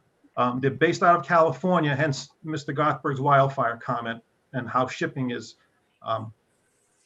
potentially impacted by that. But the HEPA units in all the classrooms is a very good solution. It's a good longer term solution. So I'm happy that we found the units. Now we've got to kind of wrangle with the vendor and all the other things that have to get put into place to put that order in. And yes, it is going to take time. And this is a fluid thing. This school opening has gone through many ebbs and flows and different, what happens today is changed tomorrow. But I think we've been methodically doing this in a good way, because I think everybody agrees. Ideally, we have all the kids back in school, right? Of course, everybody knows that. And I don't think anybody on the school committee particularly enjoys making decisions that result in our kids being home in DL. But you got to make the right call here, okay? So I'm all for this. I would just like to try to push the lead time along if we can. If we can get them delivered in stages, we can start to do individual, grade rooms as we go. Start with the elementaries, do K1, K1-2 if we have enough, and we can slowly integrate kids back in. And I would also add, there are many districts that have announced a start in DL, except for special ed and pre-K and maybe K, that intend to filter in the additional grades. They haven't done it yet. That time frame hasn't come yet. So let's reserve judgment until that time comes to see if they're actually able to integrate those additional grades. Thank you, Madam Chair. Thank you, Mr. Testa. Anyone else? Anybody else have any questions or comments? Yes, I think it would be great if Mr. Gothberg or Mr. Ferrucci, someone could go through how we're going to be working on electricity. So when they come, we're good to go to just plug them in. Happy to take that. Concurrently,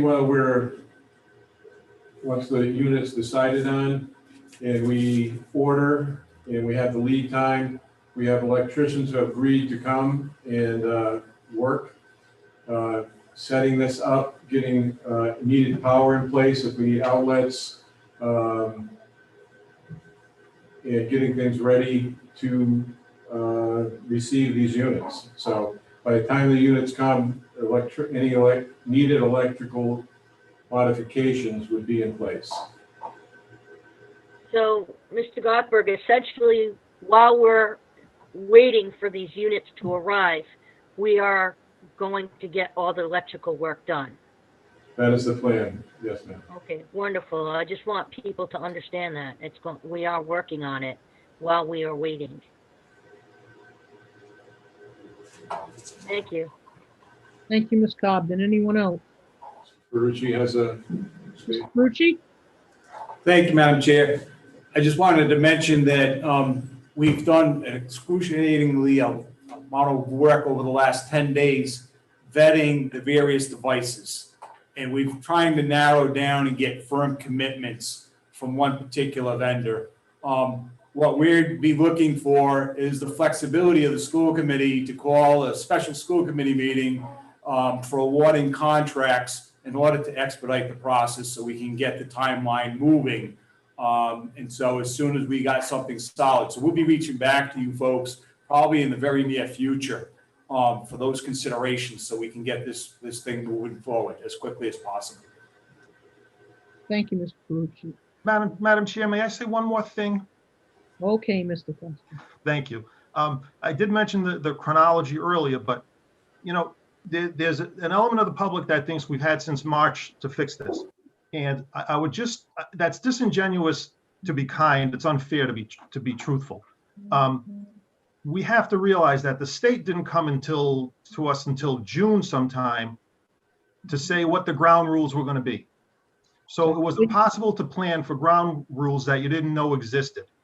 So this really started in July or August to really start to plan these things. And that's true for every school district. I'm not crying a tale of woe here for Warwick because all districts are in the same boat. So there was not a lot of time. They had to crunch it to get your plans submitted. And then you had to figure out which one you're going to adopt. So you didn't have 6 months or from last March to do this. You really had about 10 weeks to do this. So, you know, I do, again, I'll compliment everybody involved in this with the work that they've done, because this wasn't easy.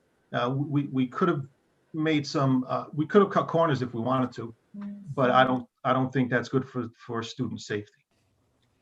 Madam Chair, Superintendent. I'll give a little more context on this test up. As I remember, the plans were due July 17th to the state. It wasn't until the following month that air quality was brought up after our plans were submitted. You're exactly correct, Superintendent. And for those that have been listening to the governor, I'd just like to say that we made our decision without the guidance of the governor. The governor has continuously slammed the Warwick Public School District. She said that we threw in the towel, that we didn't do our plans, et cetera, et cetera. We did everything we were required to do. We did our plans. We submitted them on the 17th, just like everybody else did. When we found out about the air quality, when Dr. Bramage came in, then it was back to square one. What are we going to do? How are we going to do this?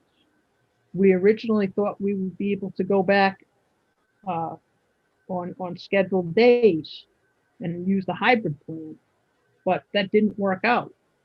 Once the air quality came into consideration, and once we found that it is such a huge issue. So we never threw in the towel, we never will.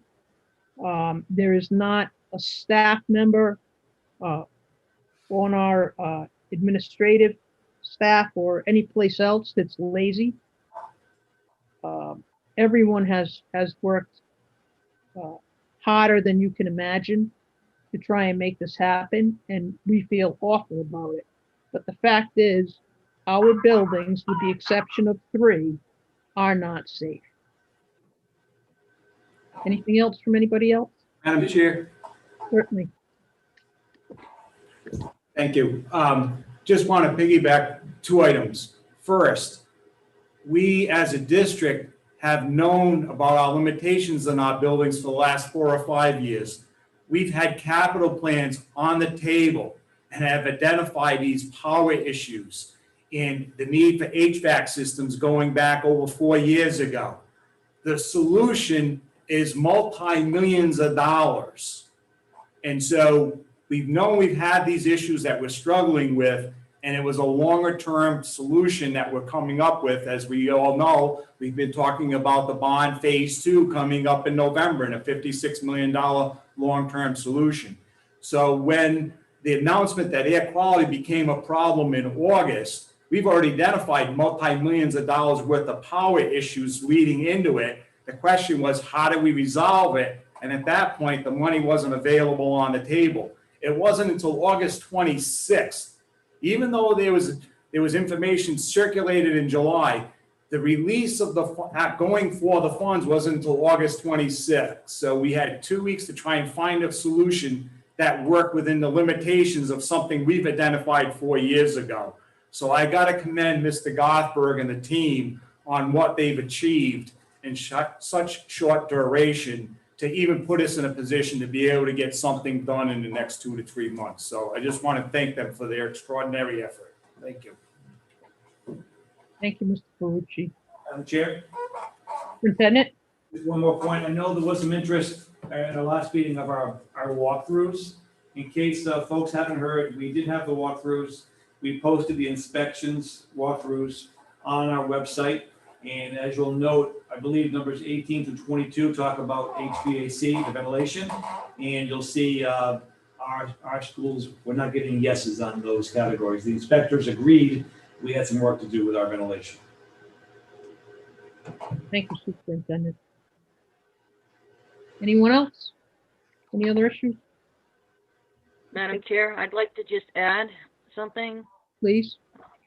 I know there's tollgate parents calling in and writing to us, and I concur everything that David Testa said, what you said, Madam Chair, what everyone's saying. This isn't something that we wanted. We didn't create this virus. But as far as tollgate and Windman goes, parents need to understand we have many classrooms that don't have any windows. And you have to walk through a classroom to some of them to get into them. So there's like 2 doors, but one of them goes into another classroom. It's completely unsafe.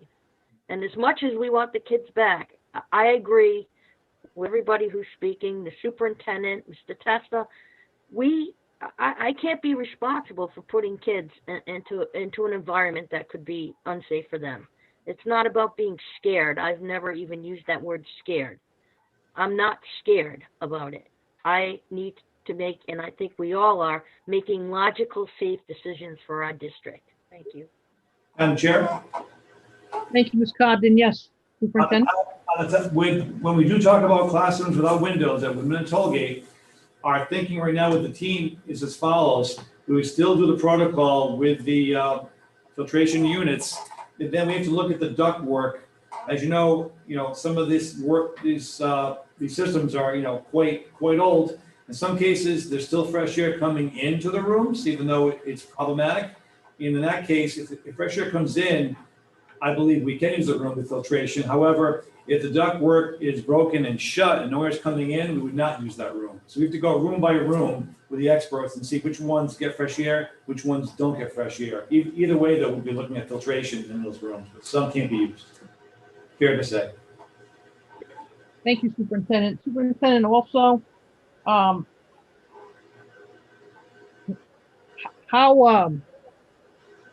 lot of parents are very concerned about distance learning and want to know how their kids are going to learn if they can't distance learn, what they can do.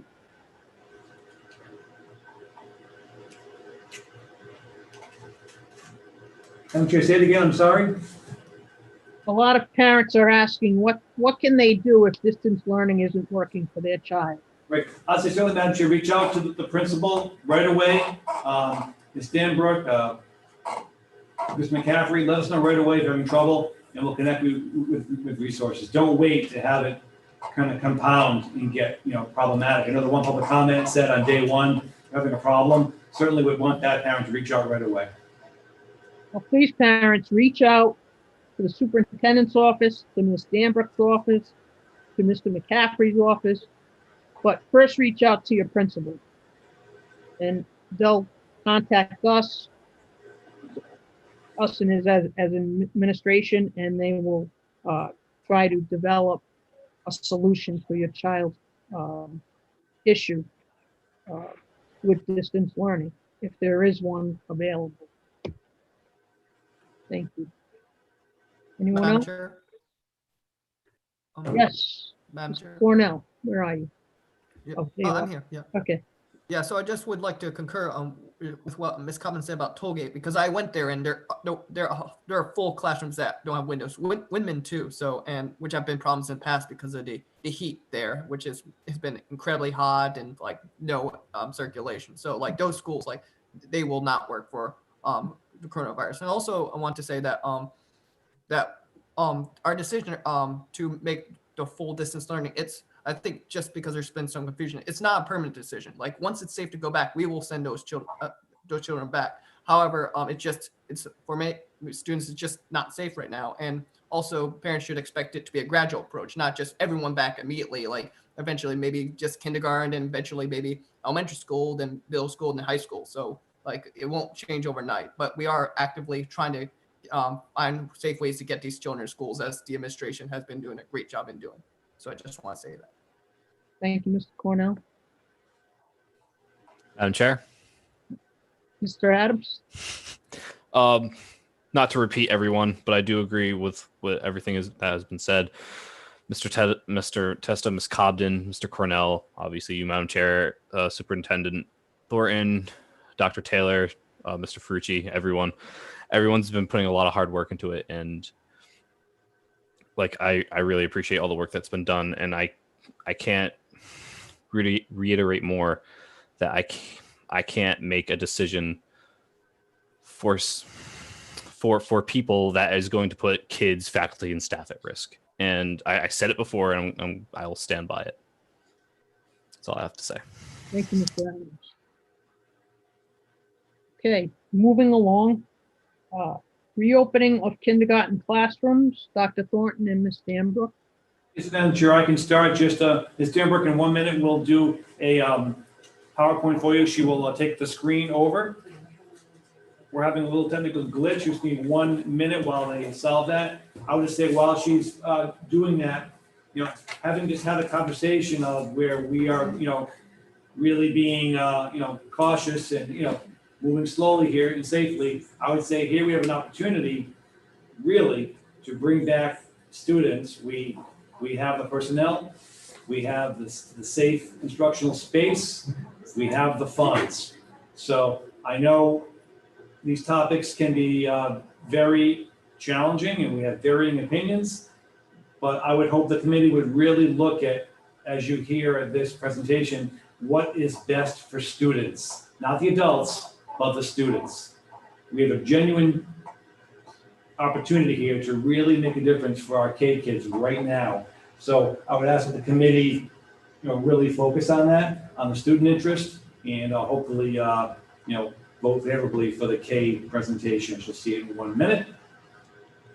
And with that, I'll wait for Ms. Danbrook to come online and share her screen.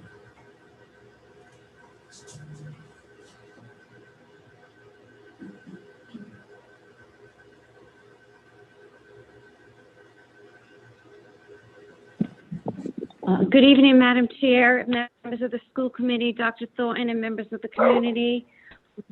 I come before you tonight to request that kindergarten students are given the opportunity for in-person learning.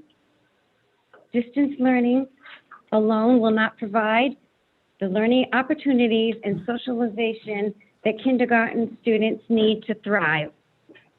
There has been a lot of parents reaching out to me explaining how difficult distance learning is for kindergarten students. They cannot do it independently, and a parent has to be sitting next to them to support them. I appreciate the hard work that all the kindergarten teachers are doing, but the model that we have for distance learning alone is not the best practice for instructing kindergarten students.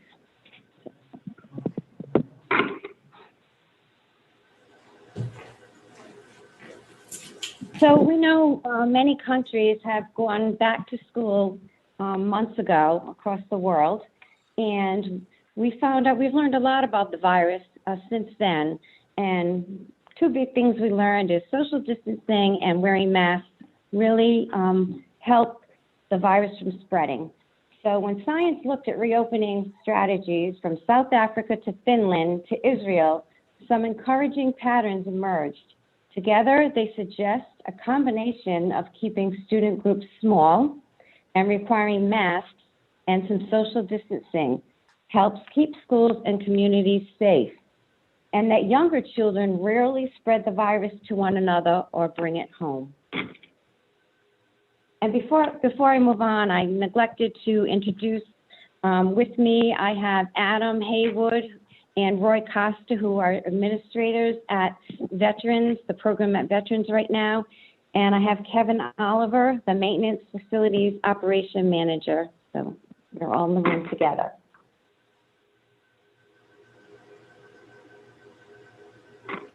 Best practices for staying safe. We will be encouraging teachers to have the students and teachers and staff washing their hands as regularly as possible. Continuous cleaning of surfaces all around the building and in the classroom, wearing masks, keeping students spaced apart, staggered schedules for bathrooms, mass breaks, and recess, grouping the same students and teachers together throughout the school day. Additional staffing for kindergarten will be available on site at vets. We'll have additional nurses custodians, building aides, and lunch aides.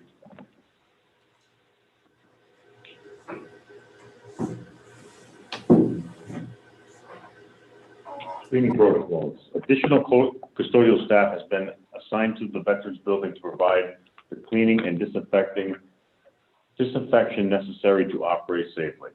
They will be disinfecting high-touch areas of restrooms after each group use throughout the school day, disinfecting high-touch surfaces in public spaces, disinfecting all desks, tables, and seating surfaces in classrooms during the day, and a deeper sanitizing protocol will be followed every night. Extra custodial staff and extra cleaning will help enable a safe working environment during the COVID-19 pandemic. Keeping facilities clean will be all our responsibilities. Other suggestions and tips for maintaining a clean, safe classroom include using hand sanitizer if soap and water hand washing is not readily available, cleaning off any shared objects in the room like keyboards, writing utensils, and chairs,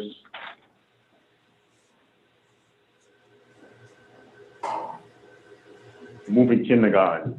If approved, the move will take between 3 to 5 days. Only items that are needed by the teachers will be moved. All items will be packed by the movers. Movers will assist with setting up the instructional spaces. The cost of moving the classroom from elementary schools to veterans is a little over $50,000. These funds do not come out of the operating budget. Arrival and dismissal locations. Kindergarten drop-off entrance. This door is located directly behind the fire station. Mr. Oliver and his crew have put up barriers and arrows, painted arrows in the parking lot so that parents will know the direction, the flow of traffic. I will have TAs out there to assist parents in making sure that their children come into the building safely, and they will be taken to their classroom by a teacher assistant. The middle photograph is if you are standing underneath the canopy that's facing the office. To the right of you is this cement walkway. That cement walkway is where all the students, kindergarten students, will get off their bus and walk to door number 33. Now, they will be walking with a TA, so they will never be alone.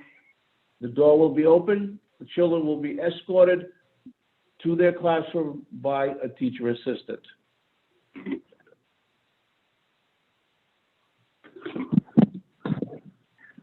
Protocols. A typical day.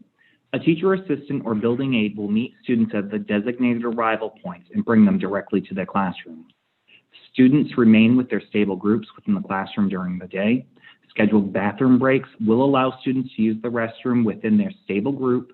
Once each group has finished, the custodians will disinfect all touch points before the next group enters the bathroom. Scheduled mask and recess breaks will occur outdoors in the courtyard or other fenced-in area provided for students. Teachers and teacher assistants will assist students with dismissal. An identification lanyard system will be in place for all kindergarten students to ensure student safety during arrival and dismissal.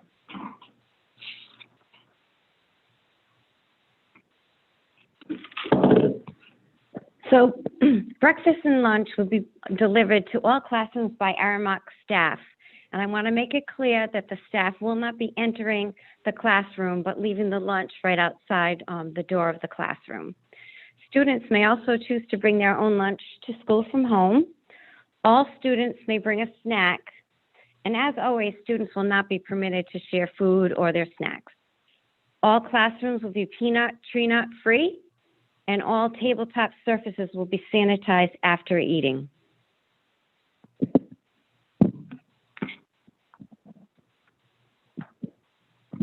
Typical classrooms.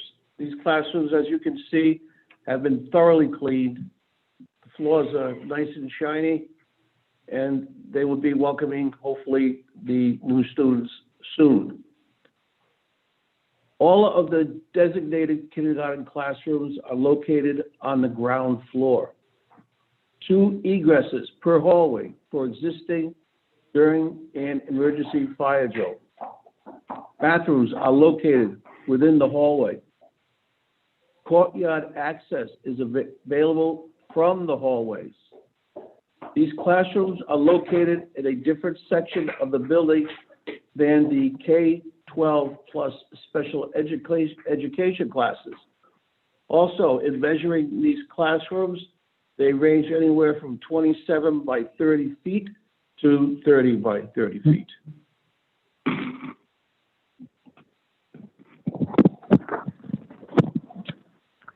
Mask break and recess areas. The courtyard surrounded by the 900 and D wing classrooms would be dedicated to kindergarten students. That's the picture on the left. The picture on the right shows another area. Mr. Oliver is going to have fencing installed to close off the opening to provide an additional secure area for students during mask and recess breaks.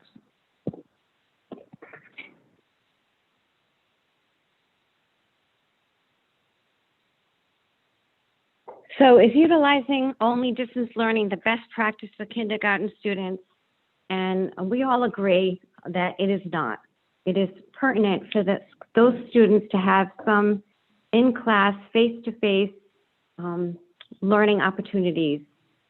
So developmentally, it is not well matched to have a kindergartner or first grader do remote learning independently, says Jessica Kondorsky, Department Chair and Director of the Master of Science Program in School Psychology at the Philadelphia College of Osteopathic Medicine.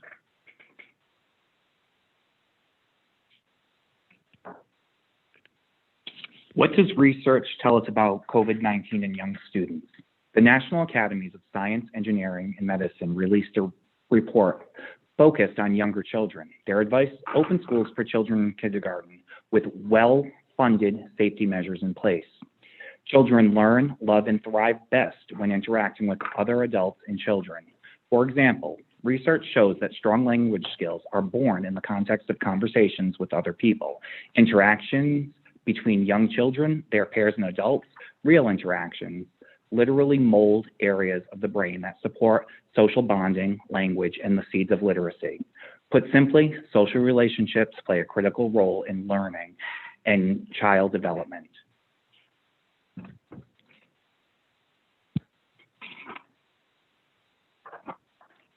Educational benefits for in-person learning. Small group targeted direct instruction. Classes will have 2 adults, classroom teacher and assistant, who can provide targeted in-person instruction, giving each child what they need. Direct teacher instruction for new learning. Routines will be developed and established that will set the pace for future learning.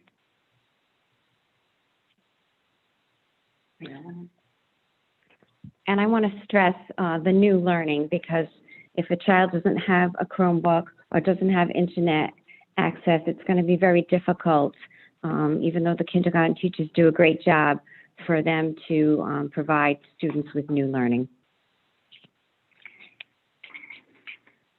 Educational benefits for in-person learning: provides in-person instruction 2 times per week with follow-up activities and packets to differentiate and reinforce what has been taught in person. Provides technology instruction and shows students how to navigate the platforms and resources that will be used to enhance learning and prepare students for the devices they will receive. Students will have in-person access to foundational skills in ELA and mathematics to assist them in achieving the standards and grade level milestones.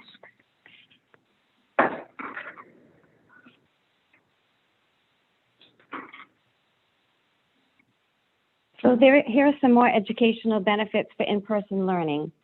Special education students will have access to peer role models. That's very important for their program. In-person instruction will allow the teachers to collect baseline instructional data, such as letter identification, letter sounds, identifying numbers, counting skills, rhyming, concepts of print, letter formation, and those are just some examples. Also, working to meet end-of-year expectations for kindergarten, such as reading levels, writing, and math skills. So at the end of kindergarten, students are expected to be reading at a level D, and they're expected to be able to write sentences.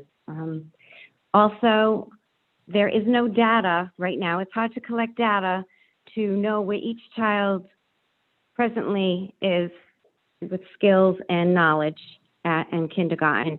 We were unable to do the child find screening that we do every year that gives us some data, and also the kindergarten teachers do sit down and do some intensive testing with students to get all this information that they need to move forward with their instructional plans.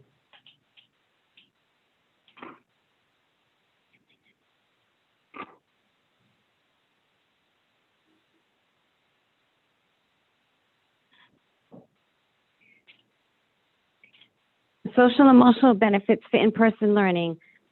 We've been focusing a lot on social emotional benefits for the past few years. As you know, we've adopted responsive classroom practices. So we know that quality teacher-student relationships is key. If a student knows and feels that the teacher really cares about them, believes in them, they really thrive. They have confidence and they won't give up. They'll keep persevering. So that can happen distance learning, but it happens in a much better way in in-person learning. Fostering healthy peer relationships. That's so important for students to have discussions and work collaboratively together and play. Student engagement. We're hearing a lot that the distance learning, students aren't engaged as long a time as we can in person. Also establishing educational routines that are necessary for student success.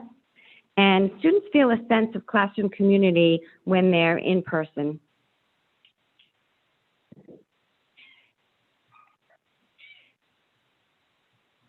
So to conclude, I think as a team here, we all feel very, very strongly that it is so important to get these kindergarten children back in the hybrid model at least 2 days a week for in-person learning. They can get new learning, then they can follow up activities on their days at home. And just the American Academy of Pediatrics recommended that for young children returning to school with the right provisions in place would be optimal. And I respectfully request that we return these kindergarten students to school at least 2 days a week. Thank you. We're here to answer any questions.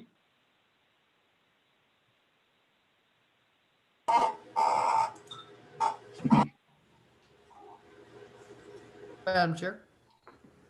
Thank you. I'm just waiting for this to come down. There we go.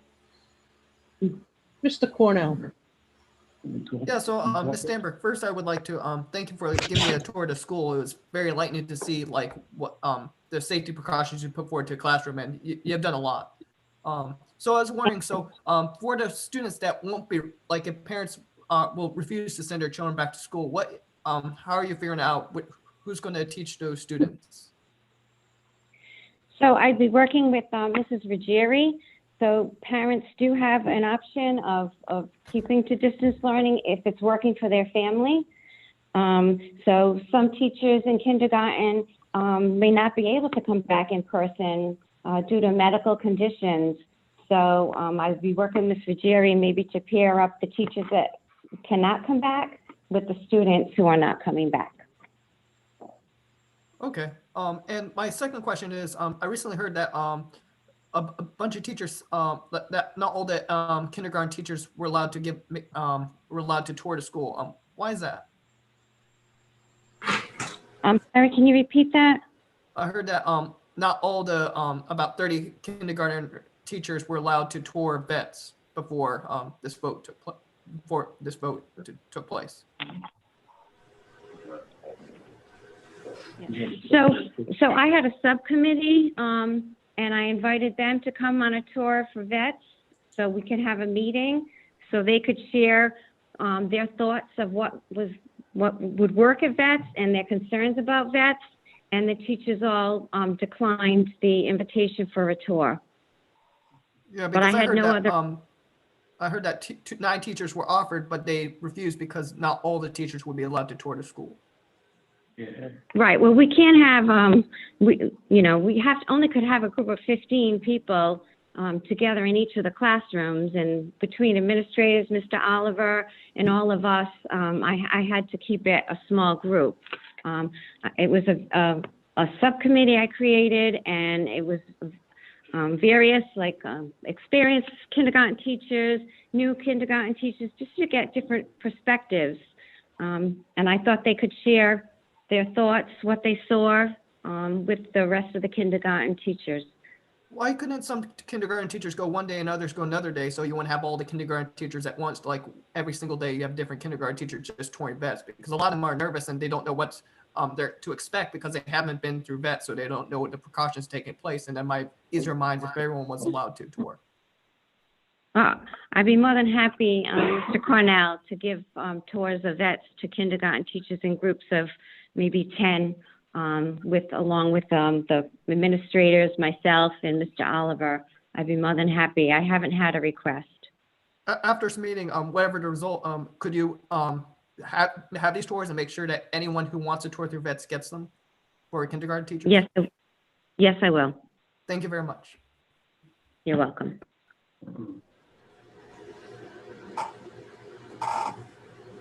Any other questions from Ms. Danbrook or any of the members of the team? I'll speak for a moment, if I Certainly, Ms. may. Copton.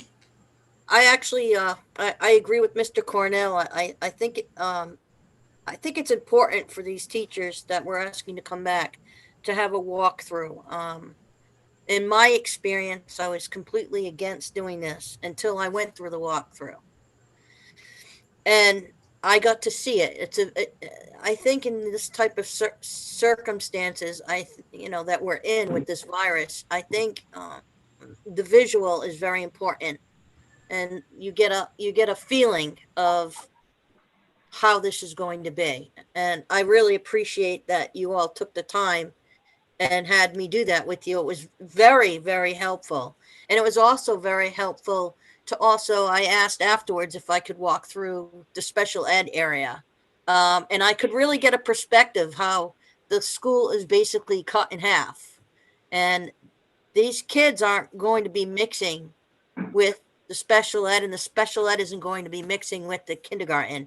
And that was a huge relief for me, because that was one of the things that I wasn't comfortable with.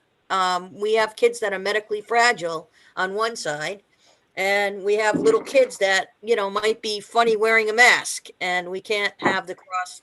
I don't want to say it. We can't cross contaminate, we can't do that. So I really appreciated the tour, and it really enlightened me on how things would operate. And the work that you guys have put in is fantastic. But I really think it would be helpful for all staff who wants to walk through, have that chance to do it, because I've had a lot of kindergarten teachers write to me. And I feel for them. I understand their hesitation. But I think if they saw it, a lot of them are saying the classes are really small. There were only a few classes that I saw that were small. I thought most of the rooms were a pretty good size. I do think the parents need to understand, like, there might be things on the wall, but this isn't going to be normal warm and fuzzy kindergarten. We can't do the warm and fuzzy kindergarten. And and in all honesty, it stinks, because that's what kindergarten is supposed to be about. But I do know that these kids need to get in school, that it's very hard for them with distance learning. And I really think that would be a good thing, what Mr. Cornell said, to have everybody go through. My question is also is, if we get any of these units and electricity is already okay, or is there a chance they can immediately go into kindergarten rooms and we can get them back into their regular classrooms? So there's less people in there? Because eventually we're going to need vets. You know, I and that believe, concerns me. yeah, I believe the timeline that Ms. Scottberg talked about would be at least 10 weeks. And, you know, we all heard of the summer slide when they're out of school for 7 to 8 weeks, you know, how many skills and knowledge that they lose from being on vacation in the summer. You know, not all students, but many students do. And 10 weeks is a long time. That's a long time not to have any in-person learning for a kindergarten student. But I'm glad you appreciated the tour, Ms. Cobden, and I will follow through with the kindergarten teachers and take them on tours. And I also want to mention that I know most of the classrooms are nice size, but just remember it's a hybrid model. So the most you'd have in a classroom is 11. And I even think we'll have less than that because some parents do want to keep their children at home. We lost her. We lost Judy. She's having technical difficulties. Oh, she's back. Huh. Judy, you're muted. I'm sorry about that, Mr. Hemrick. I'm having technical difficulties tonight. I don't know if you heard me talk about the summer slide. Did you hear that part? No. Okay. So, you know, with Mr. Gothberg's timeline, you know, it's going to be at least about 10 weeks for the kindergarten students to be able to return. And we know that children over the summer lose a lot of skills and knowledge, you know, because they've been out of school, out of in-person learning. So my concern would be 10 weeks is a lot of time without in-person learning. I agree. I'm just nervous about everybody moving forward once we get all of these the HEPA filters and things we get going. We're going to need kids to be able to come back in middle school, and I think a lot of the teachers would be more comfortable teaching in their own setting with less exposure to less children, and I can respect them for that. I totally respect them for that, and I understand it. I know that whatever call we make tonight is not going to make everybody happy, and we're in a situation where we do have to focus on the kids, and I know it's important to get the little ones back in, but I do like your plan, and I was comfortable with it, and I really think it would make a difference if everybody, even TAs, can go and have a walkthrough. I think that would really, you know, give them some comfort, ease them into it. And if we do this, I really would like it to be done slowly. I don't want all the kids to, you know, we're going to do a hybrid. I don't want all of them just to show up. Right. Agreed. You know, We'll do a roll we up. have to do it slowly. If we go for this, I'm serious. This has to go safely and slowly, not, you know, the hybrid, the whole group shows up on the first, you know. I think we need to slowly do it over a few weeks. So Mr. Coster and Mr. Hayward and I have talked about putting together a rollout plan, which would do exactly that, Ms. Cobden. Excellent. Thank you. Thank you. Originally, OT, PT, speech therapists, etc., were supposed to be in D wing. So I'm wondering, where will they be in the building if they're not in the D wing? Will they have a decent sized space to meet their students in, to be able to work with them? They have quite a few people, and we have a lot of kids with needs. So what treatment we've all walked. we could provide. Okay, so we've all walked the building, and we've been looking to identify spaces that are not being used currently that would be suitable for that.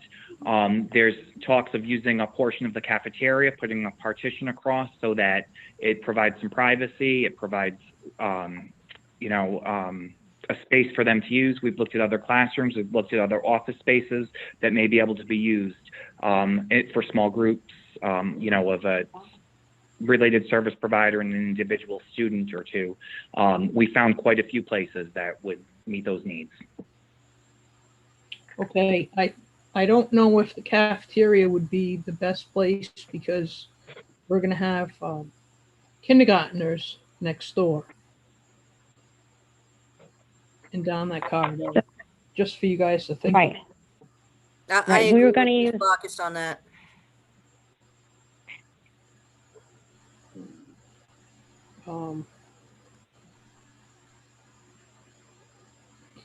Also, we talked about the summer slide. Kindergarten, they might have a summer slide from daycare or preschool, but what about, it's just as important for first graders to have in-person education as it is for kindergarten, right? So agreed. how are we gonna help, you know, the elementary group for the next 10 weeks? I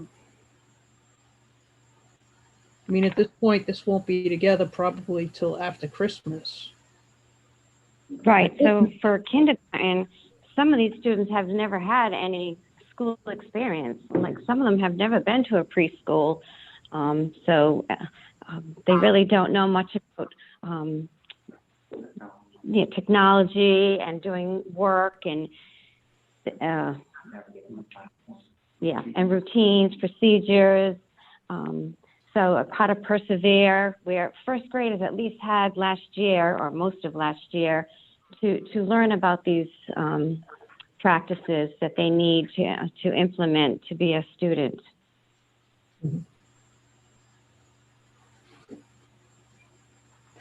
I think first graders are a little more independent than kindergartners. Not totally, but a little more independent. A little, I mean, obviously not totally.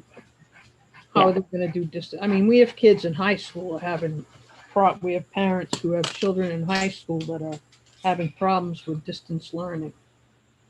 Right, but the first graders also know their codes, how to get on to Clever and access our platforms and our digital resources because they've had that, they did it all last year up until March.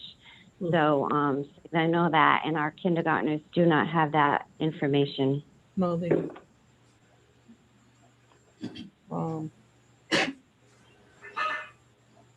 Mr. Oliver,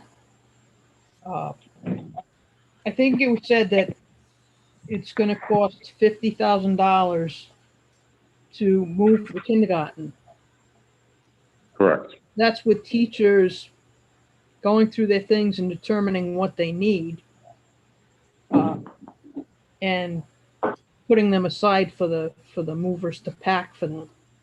Seems like an awful lot of money. Does that include the return of everything or just? No, it does not. It's only the outmove.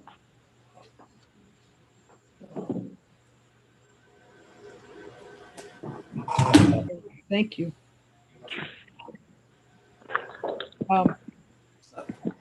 I don't know where to bring this up, but I'm wondering, we have a lot of children who are in co-taught classrooms. And I guess the plan was to not allow them to come back if they're in co-taught classrooms. I can speak to that. Okay, it just makes no sense to me. So I initially identified 56 self-contained special education classrooms that would be moving to vets, along with the kindergarten classrooms and the related service providers. That completely fills up vets. The other issue with the co-taught classrooms is those students are placed by their IEP team into a general education classroom. Nothing in the special ed law has changed. I cannot legally take them out of a gen ed setting and put them into a special education classroom. I am deeply concerned and have had, multiple conversations with parents of families that are in co-taught classrooms, grades 1 and above, and I absolutely understand. I mean, similar to the first graders that you just brought up, the need is great throughout the district for in-person instruction. We just do not have the space at this time to safely provide it. I am looking at, the next level of service that we could provide. I do not have any solutions to offer at this time. But, I'm concerned we just don't have the space for them to attend vets right now. Madam Chair? One moment, I- please. I just want to ask Dr. Conley another question. We have 56 self-contained classrooms with how many students per? It's approximately, it varies. So I estimated 8 students per classroom for a total of about 480 students. Not all of them are coming, but we have made the commitment that the families can opt in at any time. So that's another issue. Even though we don't have them all coming at this time, it's a hope that over the next couple of weeks, more families will decide to send their children in. And we're having families contact us every day to let us know that they're going to be coming in. The teachers have been doing a lot of outreach. So if I make a commitment to another layer of students, and then, students who were told they could attend vets change their mind, we're really going to run into a space issue. Stanbrook? Yes, I just wanted to clarify with Dr. Conley that the kindergarten co-taught will be able to go to that co-taught group. And just to say that visiting, as Ms. Cobden said, visiting vets the other day, I wanted to tell Dr. Conley how excited the special educators are to be back into a school and to be able to start teaching their students. It's nice to see. I think if it's at all possible, we need to get as many co-taught children, students in, if there is space, because if we have space for 480 kids and we only get 200, maybe we will have to turn other people away who could be in co-taught who didn't make that choice. I think the issue right now is the classrooms are full. Like, even though they're not full student wise, with the 100% of students returning, the teachers are physically located in the classrooms with students. We just don't, we're talking about using the cafeteria for related service providers. We just don't have a classroom that we could give to co-taught classrooms right now. And it's it would be 5 first grade classrooms, 5 second grade, 5 I'm third. I'm talking about getting a waiver for the co-taught kids so that they can learn something. Because right now, they're some of the kids that have the most trouble learning.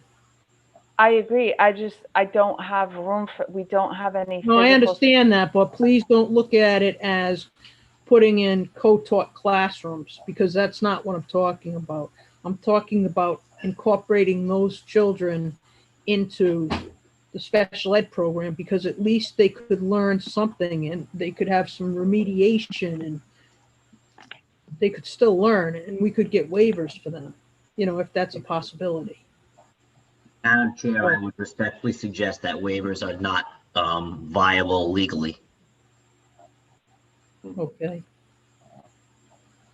But we're in a pandemic, so we have to try. I agree wholeheartedly, and I think I can speak for Ms. Conley and every special ed director in the state that we were all very disheartened when the federal government chose not to give waivers of any IDEA provisions, this issue and many, many others. Well, what else would you expect from this Department of Education at a national level?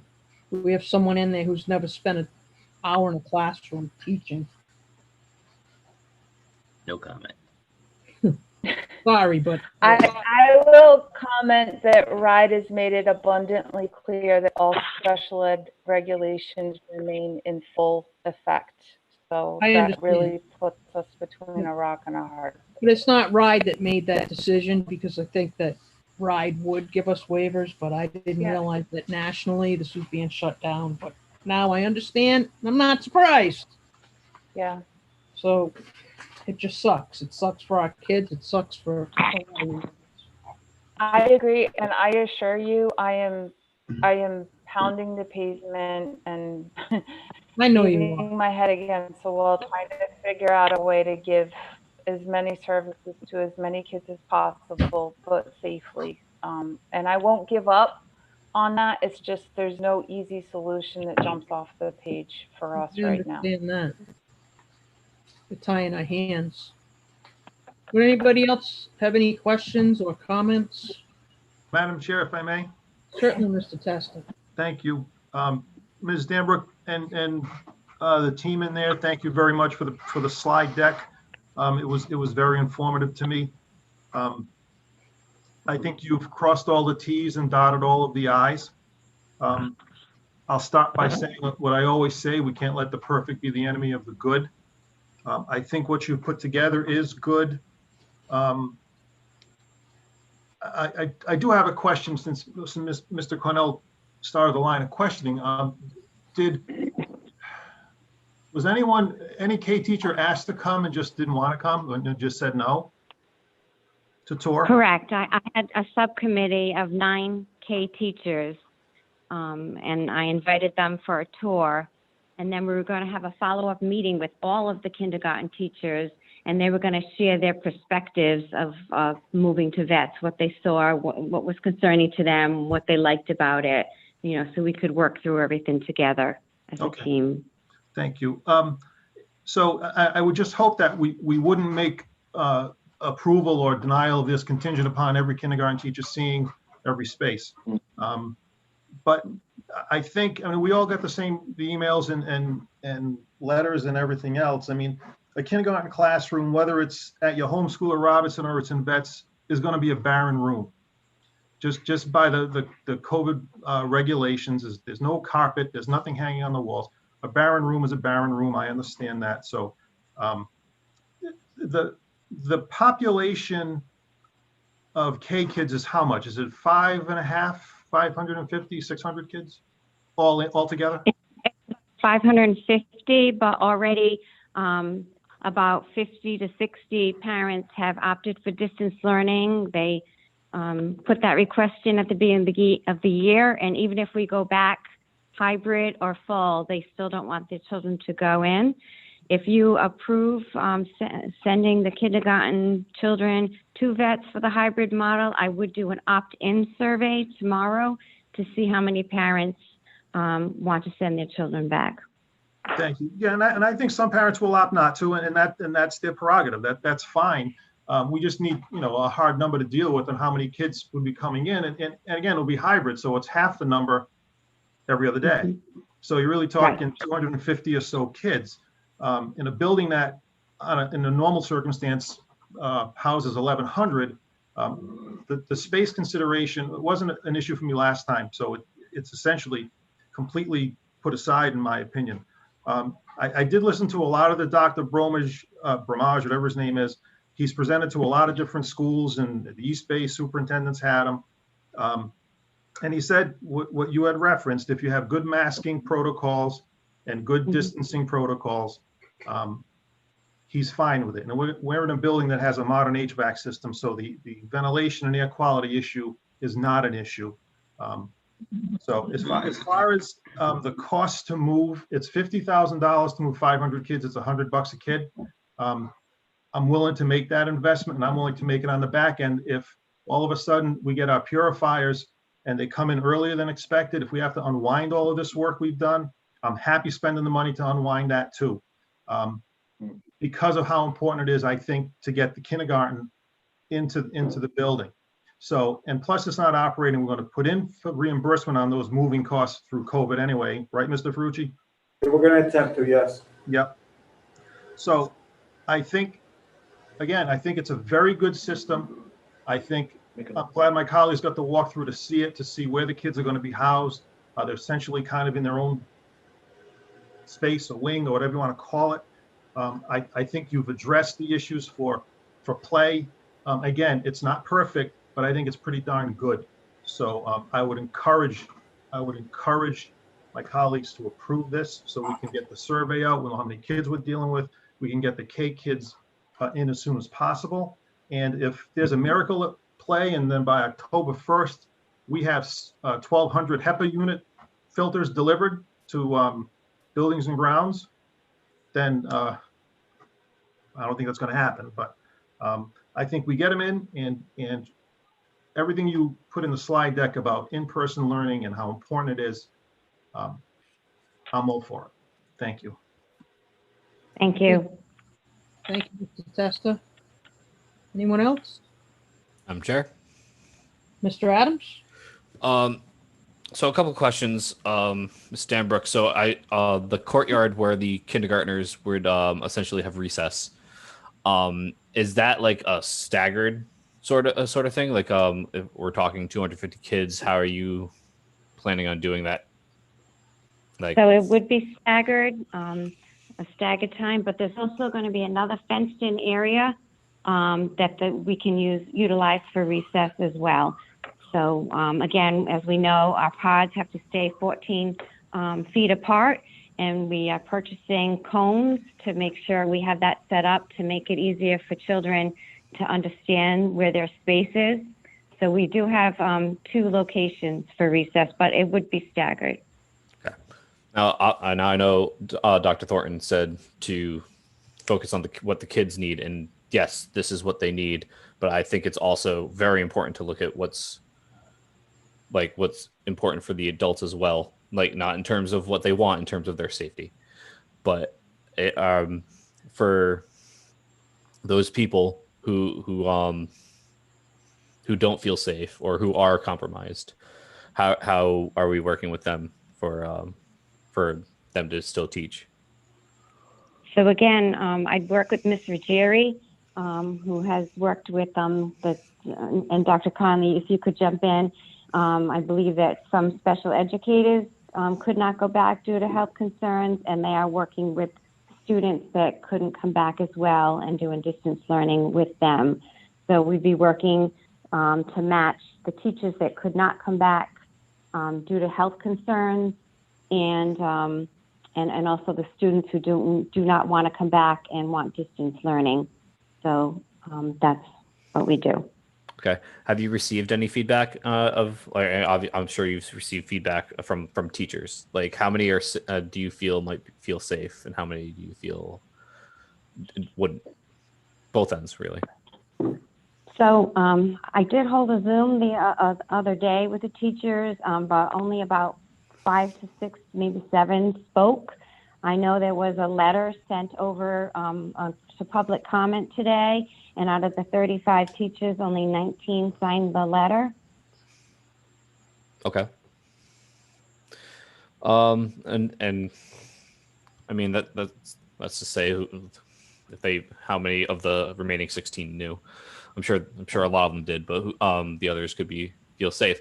So my last question's for Mr. Oliver, actually. So in terms of so I understand the 50,000 to get the stuff to vets. Now, let's say we get those HEPA filters, whenever it may be. Mr. Testa just said October 1, which, oh boy, that would be great. Now, obviously, if those HEPA filters do come in, we now have to move them back. I guess the question goes to anyone. How are the kids going to be learning when that furniture and those items, whatever they may be, how are they going to? Well, we could probably come up with a plan where we phase classrooms out of vets, a couple at a time. This way they have a day in between, like they could distance learn from home for 1 or 2 days, and we can get them set up in their classrooms, and then they can go right back to school. Okay. Are they still going to be, I guess this is going back to Ms. Stanbrook. Are they still going to be staggered once they get back into their own classroom, or is at that point it's kind of good to go? Once the kindergartners get back to their own classroom in their own school, mm-hmm.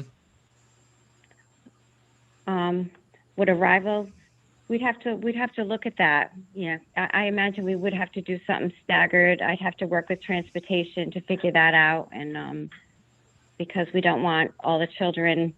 In our plan that we put together in the summer, we did say that we'd have staggered arrival. We do not want all the parents and all the children to be arriving and departing the school at the same time. Okay. Thank you.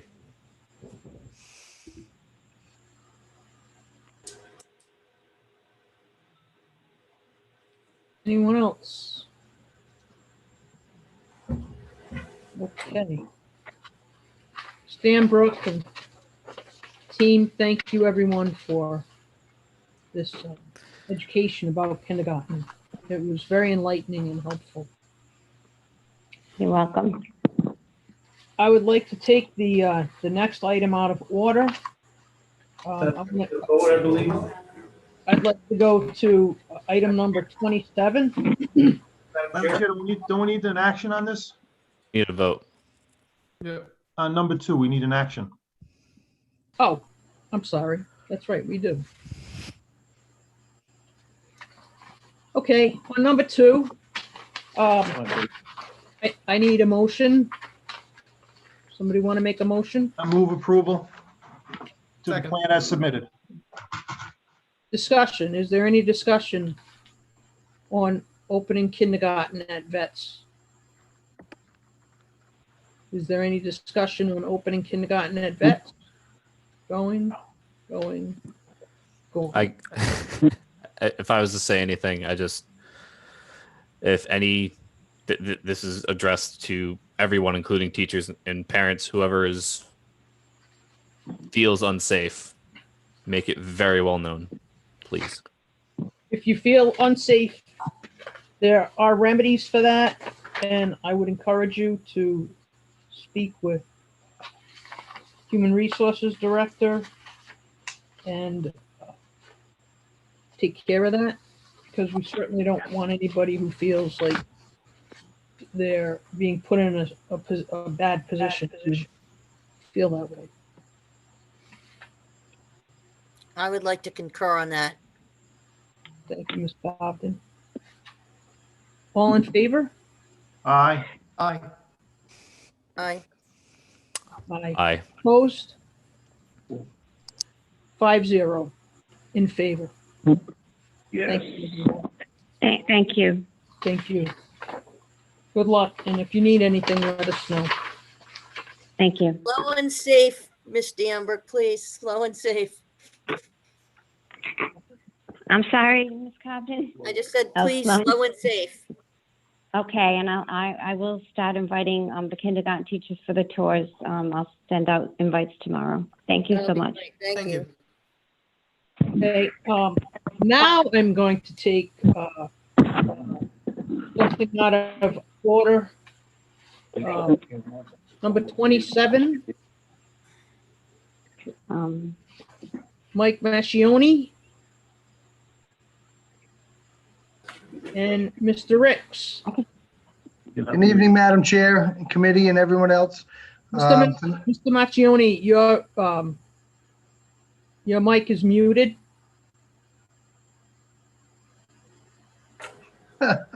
His mic is muted. Oh, there you go. You're good. There he is. All right. Welcome. All you. Morning, Madam. Good evening, Madam Chair, committee, and distinguished guests. Tonight, we've come before you to request the return of our athletic trainers. Now that they've granted sports back, as you can see in the documentation that I gave you from the NFHS, that they believe that the athletic trainers will play a bigger role than ever. What you see before you tonight financially is that there are going to be some aspects of our training module, the strength and conditioning and injury prevention, that are going to be limited. And as a result, Mr. Macchioni has reduced our price significantly. But I'm going to let you, Mike, speak a little bit on that, if that's okay.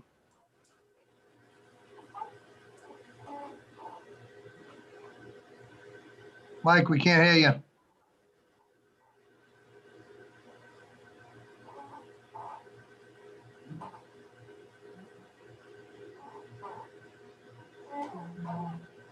If you go down to your microphone, Mike, and there's a little up arrow, you need to click that arrow and click a different microphone.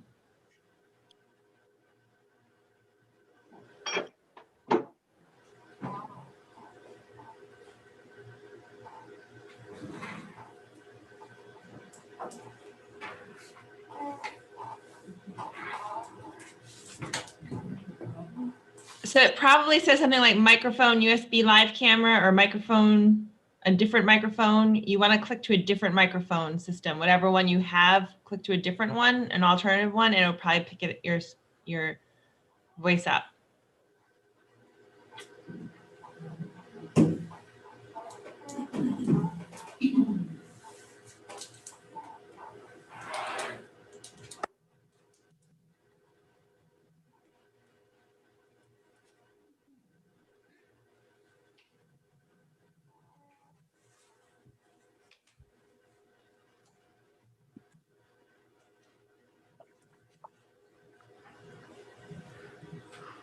Make sure your speaker isn't muted.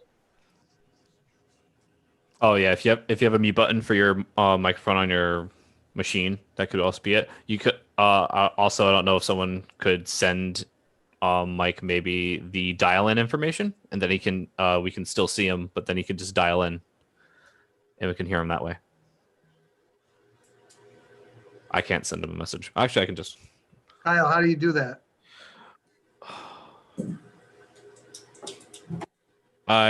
We would have to send him the dial-in information, which I can get and I can put in the chat.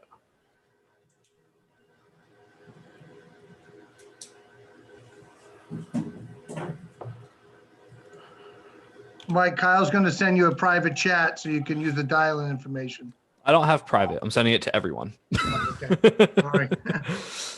That's the number to call, and it should ask for a meeting code.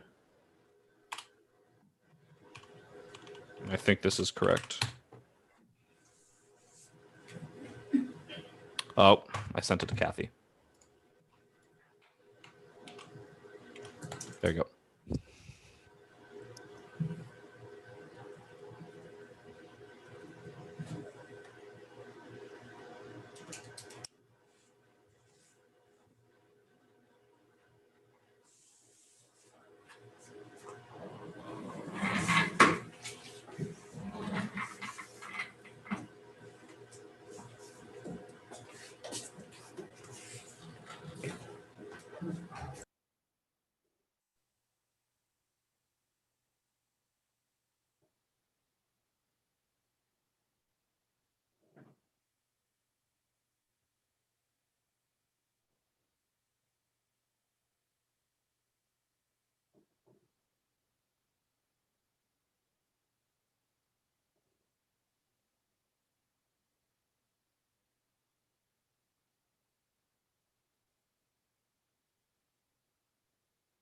Kenny, maybe you can go ahead and explain this forum, and then you can give us the thumbs up if you do a good job. Okay, thank you. So we have had a large group of discussions. So what we've talked about with the Northeast sports trainers is to have them at all the events. And obviously, we're going to have multiple events on different days. While the season is condensed, we're actually going to cover more sports than they normally would, including tennis and cross-country meets. Traditionally, they went to the higher contact sports, but with COVID, we wanted them to play a role in helping with the COVID screenings and whatnot prior to the games, and as well as treat injuries and whatnot. They're also going to provide us with some online workouts for the athletes, as well as offer their services as an outdoor training group for dynamic warm-ups and stuff before practices, and actually outdoor workouts, as well as, which we're not ready for now, but they would offer use of their facility to some of the coaches and teams. So what they did, this is where Mike, I was hoping really Mike would talk, but what they did was we had an original budget for 140,000, which we had asked for a reduction to 125, but plus the concussion impact testing component. So that total brought us into 127.6. Because of the reduced work hours due to COVID, and the amount that he wouldn't have his staff. He has agreed to deduct $19,565 dollars, as well as use our credit from last spring, which was $12,500, which would bring the number down to $94,934.50. And there is a lot more, but do you have any questions? Mike, I know you can't add anything. You want to call me? He can call you if he wants to add anything.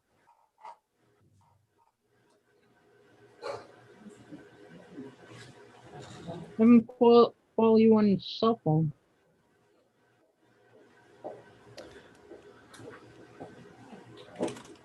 I'm sending Mike one more thing.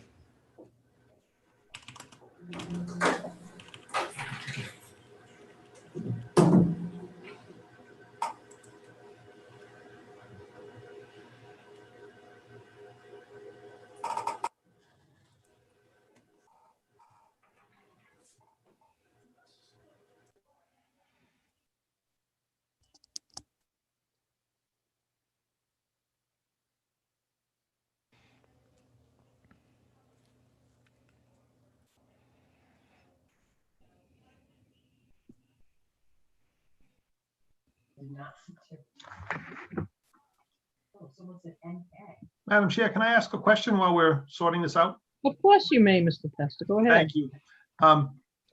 And this could be for Mr. Ricks or Mr. Ferrucci. I'm just confused. The document I'm seeing for us to approve, if I read it correctly, is $6,000.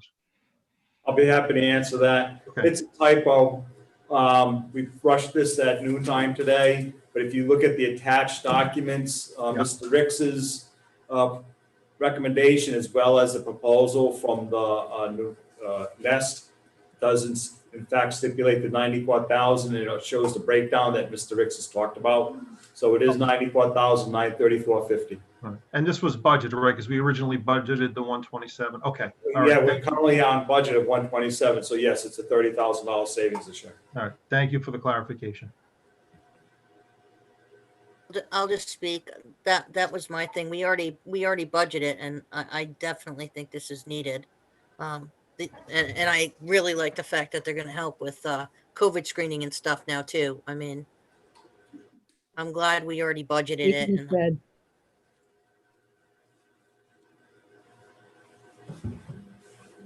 Mr. Ricks. Yeah, I'm here. Mike had gotten a link from Kyle. He just texted me. He said he was going to work, but evidently it's not. So I apologize. I tried. I just sent it. I realized I sent it out of order, so I don't know if he's tried it since, but we'll see. Does he have anything he wants to add? And you guys can talk on the cell phone. I'm going to call him right now. Thank you.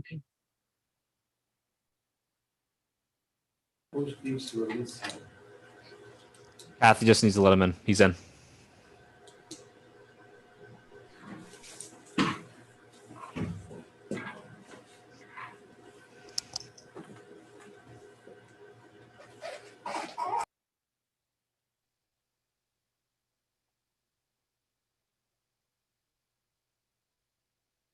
Kenny, you muted.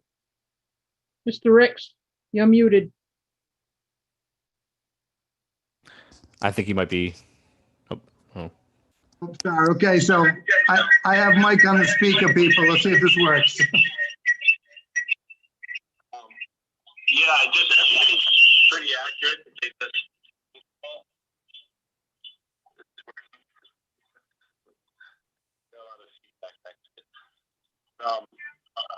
Everything they spoke about is pretty accurate. We just hope that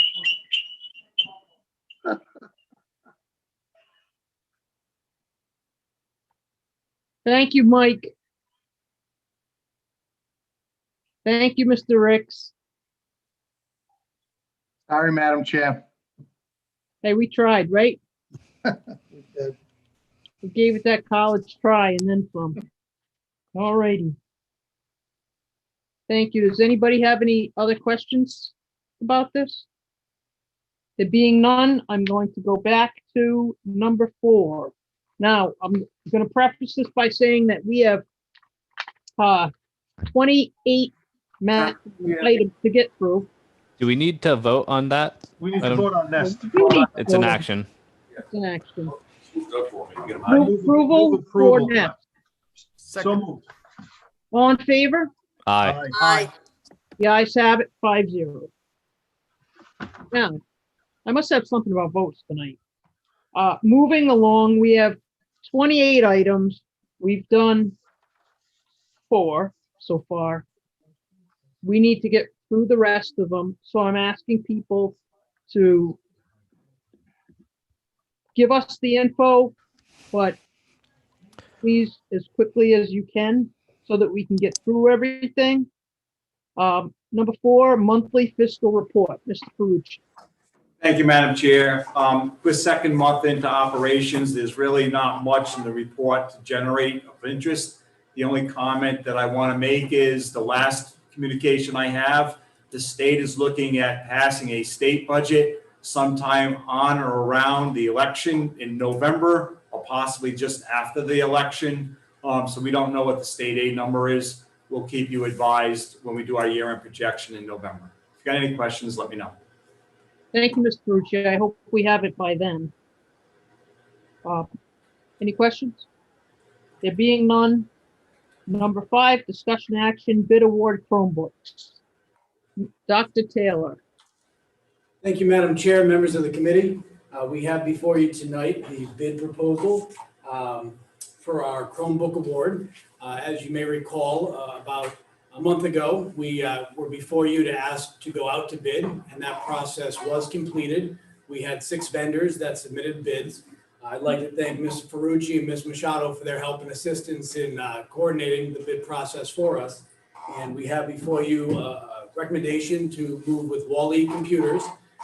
They were not only the low bidder on the devices, but also we're looking at providing us with a time frame that was a little bit better than some of the other vendors. Right now, they're telling us they're 90 days, but in a conversation with the rep, certainly they'll start to fill that order in parts to help us move along with the distribution of the Chromebooks. I stress the importance that we need not wait until they have our 4,200 Chromebooks to ship all at once. And that will be more than happy to take what they have and work on a deployment plan. So that way we can support the students and the families out in the community as soon as possible. We do hear the need, and certainly we assure everybody that we've been working on this diligently to try to get Chromebooks in the hands of our students. And so I'd ask for approval tonight on this bid. Thank you, Dr. Taylor. We do need these as soon as possible, and I move approval. Second. Second, and I have a question for Dr. Taylor. Okay. Thank you. It'll be quick, I promise. Dr. Taylor, I mean, the deployment plan, I mean, is that drawn up?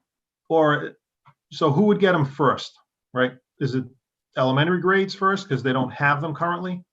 Yeah, so we're in the process of working out a deployment plan that works. My recommendation has always been that we pick strategic grades that we can become a pattern with each and every year. So that way we're always deploying new devices in those grades. So for an example, not that this is the plan, but as an example, if we chose everybody in grade 1, grade 5, and grade 9 would be issued new devices each year, that would ensure that students only had a device for 4 years, and we never got back into this cycle of redeploying Chromebooks that have already been out in circulation for 4 years.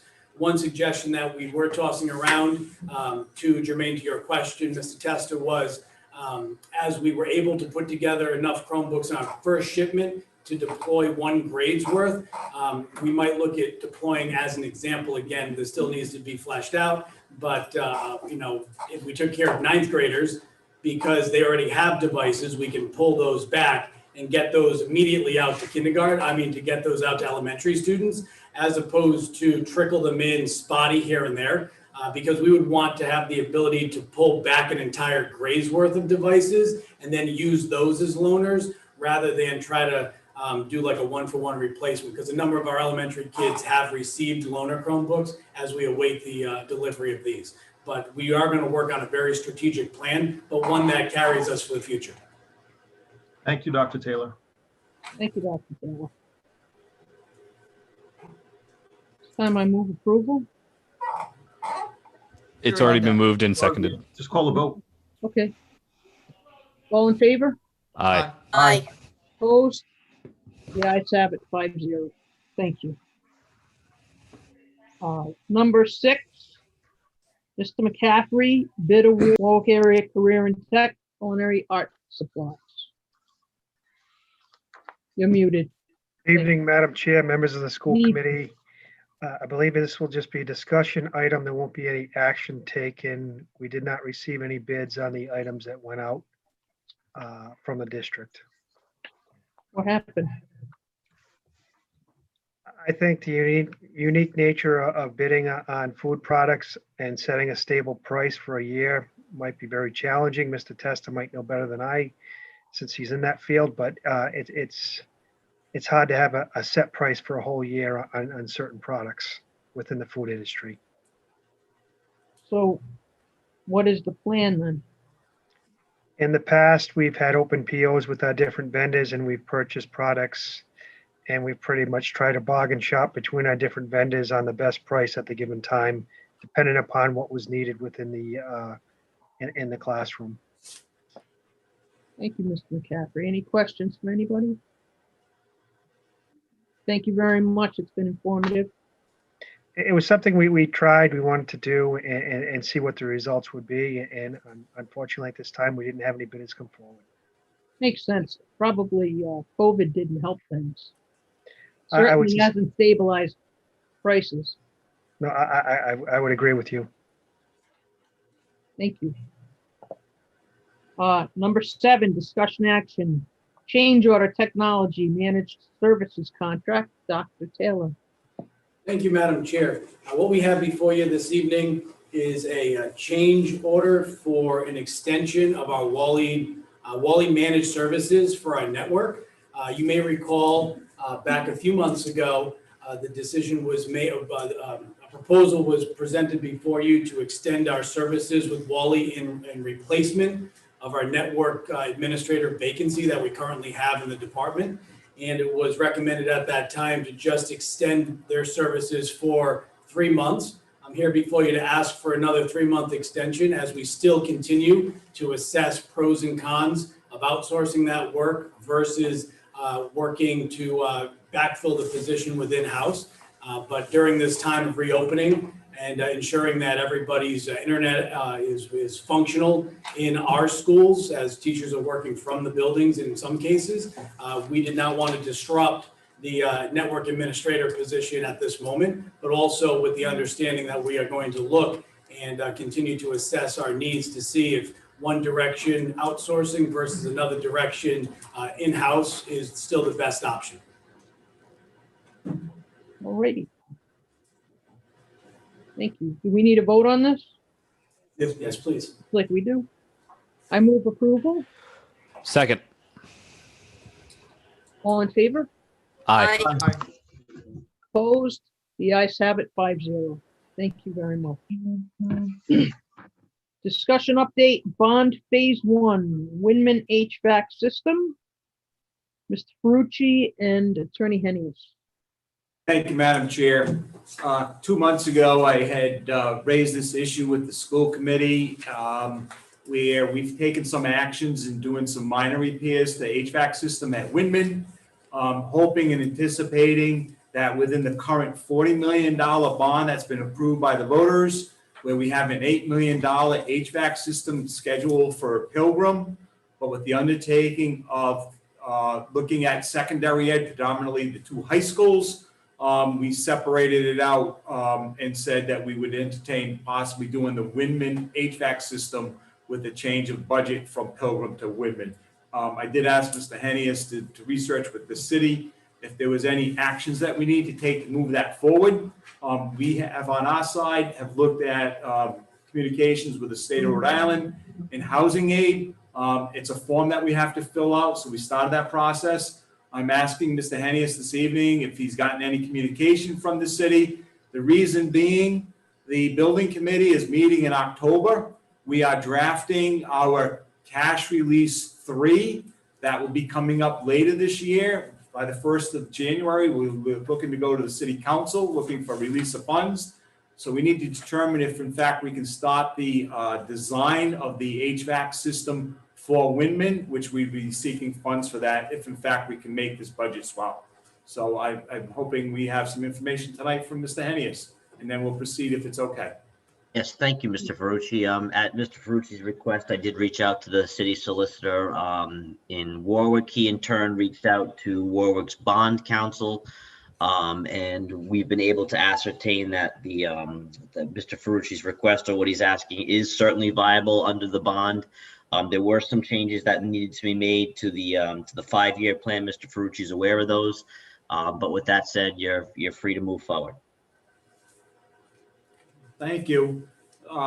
So right now, our intent would be to move forward and come back to the school committee by November with a cash release request. We'll be identifying what projects we'll be looking to take on in the summer of 2021 and going into the school year 21-22. And we can have further dialogue about the prioritization of those projects at that time. So as long as we have a green light with regards to moving forward with entertaining it, we'll prepare those documents. Excellent. The sooner the better, Mr. Ferrucci. Thank you, and thank you, Mr. Hennius. Thank you. Madam Chair, may I just say one thing for Mr. Ferrucci? Yes, Mr. Thank you. Just for the viewing audience, I just want to reiterate what Mr. Ferrucci said. Initially, when the bond was passed, there was money earmarked for a Pilgrim HVAC system.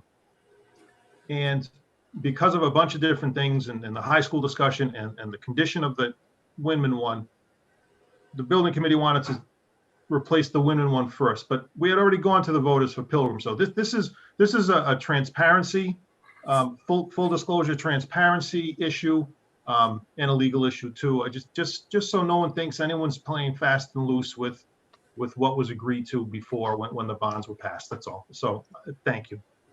If we don't get this repaired, we will lose Windman as an educational facility. That's how serious it is. Yep. Thank you, Mr. Testa. Mr. McCaffrey, contract award, Warwick Area Career and Tech Center, cosmetology instructional supplies. Good evening, Madam Chair. I put before you open PO for the Burmax Company to purchase supplies for the cosmetology program. The amount was based upon the last 3 years' expenditures that the program has utilized to support the students. Thank you, Mr. McCaffrey. Does anyone have any? Well, let me move approval.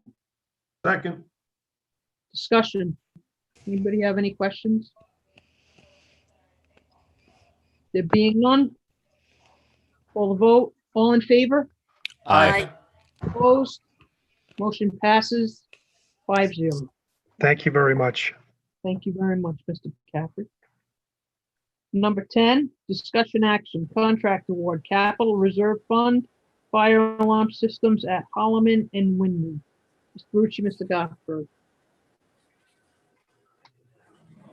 Madam Chair, this actually should read, I think it's a typo, Holloman and Norwood. What this is when we did the fire alarms 3 years ago at Holloman and Windman, when the project was done, when it's time, at the end of the year, when it's time to close POs, there was still this balance on the PO. I called Encore, requested the information, are they going to bill anymore? And I was informed that they were not. About a month and a half ago, I got an email demanding payment, saying that this was still open. I went back and looked at the closed PO. We do own the money.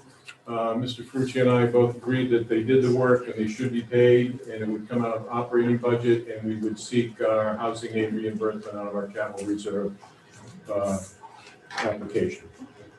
So I'm requesting approval to pay. Wow, they need to be more careful when we call them, don't they? I agree. Ah, Okay, well, I move approval. Second. Discussion, Madam Chair, Mr. Cornell. yeah, I have a question for Attorney Hennius. Is it okay that we still vote on it? Even though there was a error in wording, it should say Norwood instead of Woodman. Is there a problem there? No, that's okay to vote as corrected. Okay, thank you. Thank you, Nathan. Well, it being none, I'll call a vote. All in favor? Aye. Aye. Opposed? Motion carries 5-0. Thank you. Number 11. Ms. Amelot, you're up. Contract award curriculum, ELA Common Lit program. Yes, this is a program I met with all the ELA leads at the secondary schools that we looked at, so that would support actually getting that assessment data to really support the reopening plan and looking at student achievement and how are we going to really monitor and support student learning. And all 4 ELA leads were in support of this program, and this is grant funded. Fantastic. This time I move approval. Second. Any discussion? There being none, I'll call the vote. All in favor? Aye. Opposed? Motion carries 5-0. Thank you. Thank you. Ms. Amelot, next, contract award curriculum, music program. Yes, this is for Smart Music. It's Make Music is the main company, but Smart Music was something that came up through our T&L committees this summer as a way for our band and orchestra and chorus teachers to be able to support their students in a virtual setting. Oh, awesome. Okay, at this time I move approval. Second. Second. Discussion. Any discussion? There being none, I'll call a vote. All in favor? Aye. Opposed? Motion carries 5-0. Thank you. Thank you. The next order of business is number 13, discussion action, contract award curriculum, Screencastify. Yes, this is, many of our teachers use this. I use this myself, and for free, you get 5 minutes, but this purchase would allow unlimited casting, so teachers can record their lessons. As we know, as we heard, 5 minutes of instruction is just not enough, and so teachers can record lessons and send it out. So this is a purchase for every educator in our district to have access. Fantastic. I move approval. Second. Discussion. Any questions on this program? There being none, call a vote. All in favor? Aye. Aye. The ayes have it, 5-0. Thank you very much. Discussion action, contract award curriculum, special ed science kits, Ms. Amelot. And I bring this forward with Dr. Conley. This is actually was in my original operating budget, and this is for smaller kits that we would purchase for our self-contained special ed classrooms to do science. So as we've heard through teachers that GEMSNet, their professional learning and research partnership with us has been well received. The special ed self-contained classrooms have received professional development, but this allows them to have a kit for their classroom. And this year, we budgeted for it in January, not recognizing that sharing materials was going to be almost impossible this year. But this would be going forward. This is not a COVID-related purchase, but a purchase to just continue to strengthen our academic services in Warwick. Thank you, Ms. Amelot. Very good. I move approval. Second. Discussion? There being none, call a vote. All in favor? Aye. Aye. The ayes have it, 5-0. Thank you. Mr. Ferrucci, discussion action, contract award, food service program, refrigeration unit rental. Thank you, Madam Chair. If you recollect, last year, we ended up swapping out an old decrepit walk-in refrigeration unit at Veterans Memorial Middle School. But we needed to continue to use that as a feeder kitchen for the rest of our district. So we had to rent a relatively large refrigeration unit in order to accommodate the storage needs that we had. It was on the backside of the property for the better part of 6 months. The bills finally came in, so we seek your approval to pay the $13,800 out of the school lunch reserve account. Any questions, happy to answer. I move approval. Second. Discussion, any discussion? Why aren't we buying it? Why aren't we buying what, ma'am? The refrigeration system. We installed a brand new unit. It was over $100,000 for the installation. This was just a refrigeration unit to keep the food we needed to provide the lunches while they were taking the old walking out. It took about 4.5 months to pull it out and install and hook up the. Okay, so this is just for payment of the rental. The rental's no longer there. That's correct. Very good. All in favor? Aye. Aye. Aye. The ayes have it, 5-0. Thank you. Thank you, Mr. Ferrucci. Number 16, contract award, human resources recruiting program annual renewal. Is this School Spring? This is School Spring. This is what we use to recruit teachers, fill it. It's an industry standard. They all go looking for jobs on School Spring. It's how we get 90% of our staff recruitment in place. We reduced our advertising costs, so it's pretty much a swap, but it's extremely effective. We seek your approval. Thank you. I move approval. Second. Discussion? Any discussion? Call a vote. All in favor? Aye. Motion carries 5-0. Thank you. Mr. Oliver, discussion action, contract award maintenance. I think everybody laughs when they see this annual mop heads program. Yes, I'm here asking your approval to award this contract. If you have any questions, I'd be happy to answer them. Thank you. I move approval. Second. Discussion. There being none, all in favor? Aye. Aye. The ayes have it, 5-0. Thank you very much. Number 18, discussion action, contract award, secondary, Rhode Island Association of Principals Annual Membership. Mr. McCaffrey. Good evening, Madam Chair. I put before you a requisition for the Rhode Island Association of School Principals for renewals for our administrators in the district. Thank you, Mr. McCaffrey. I move approval. Second. Any discussion? Madam Chair? Mr. Cornell? Mr. McCaffrey, I thought we already approved this. I remember us approving the Rhode Island Association of Principals there annual renewal. In August, we approved the renewals for the elementary administrators. Oh, so this Secondary. is just for secondary? Yes. Okay, thank you. Sure. All in favor? Aye. The ayes have it, 5-0. Number 19, discussion action, contract award, secondary, Turnitin renewal. Mr. McCaffrey, and I know this is needed. Sure. Good evening, Madam Chair. I put before you a requisition for Turnitin.com. It's something you supported during the budgeting process. It's something that we need. It helps support our students and our teachers. And I ask for your support. Thank you, Mr. McCaffrey. You have it. I move approval. Second, and I have a question. Discussion? Yes. Mr. Testa. And I guess this could be to Mr. McCaffrey or Dr. Thorne. I know in years past, it's been asked if it's feasible or makes sense to also use this for the middle schools.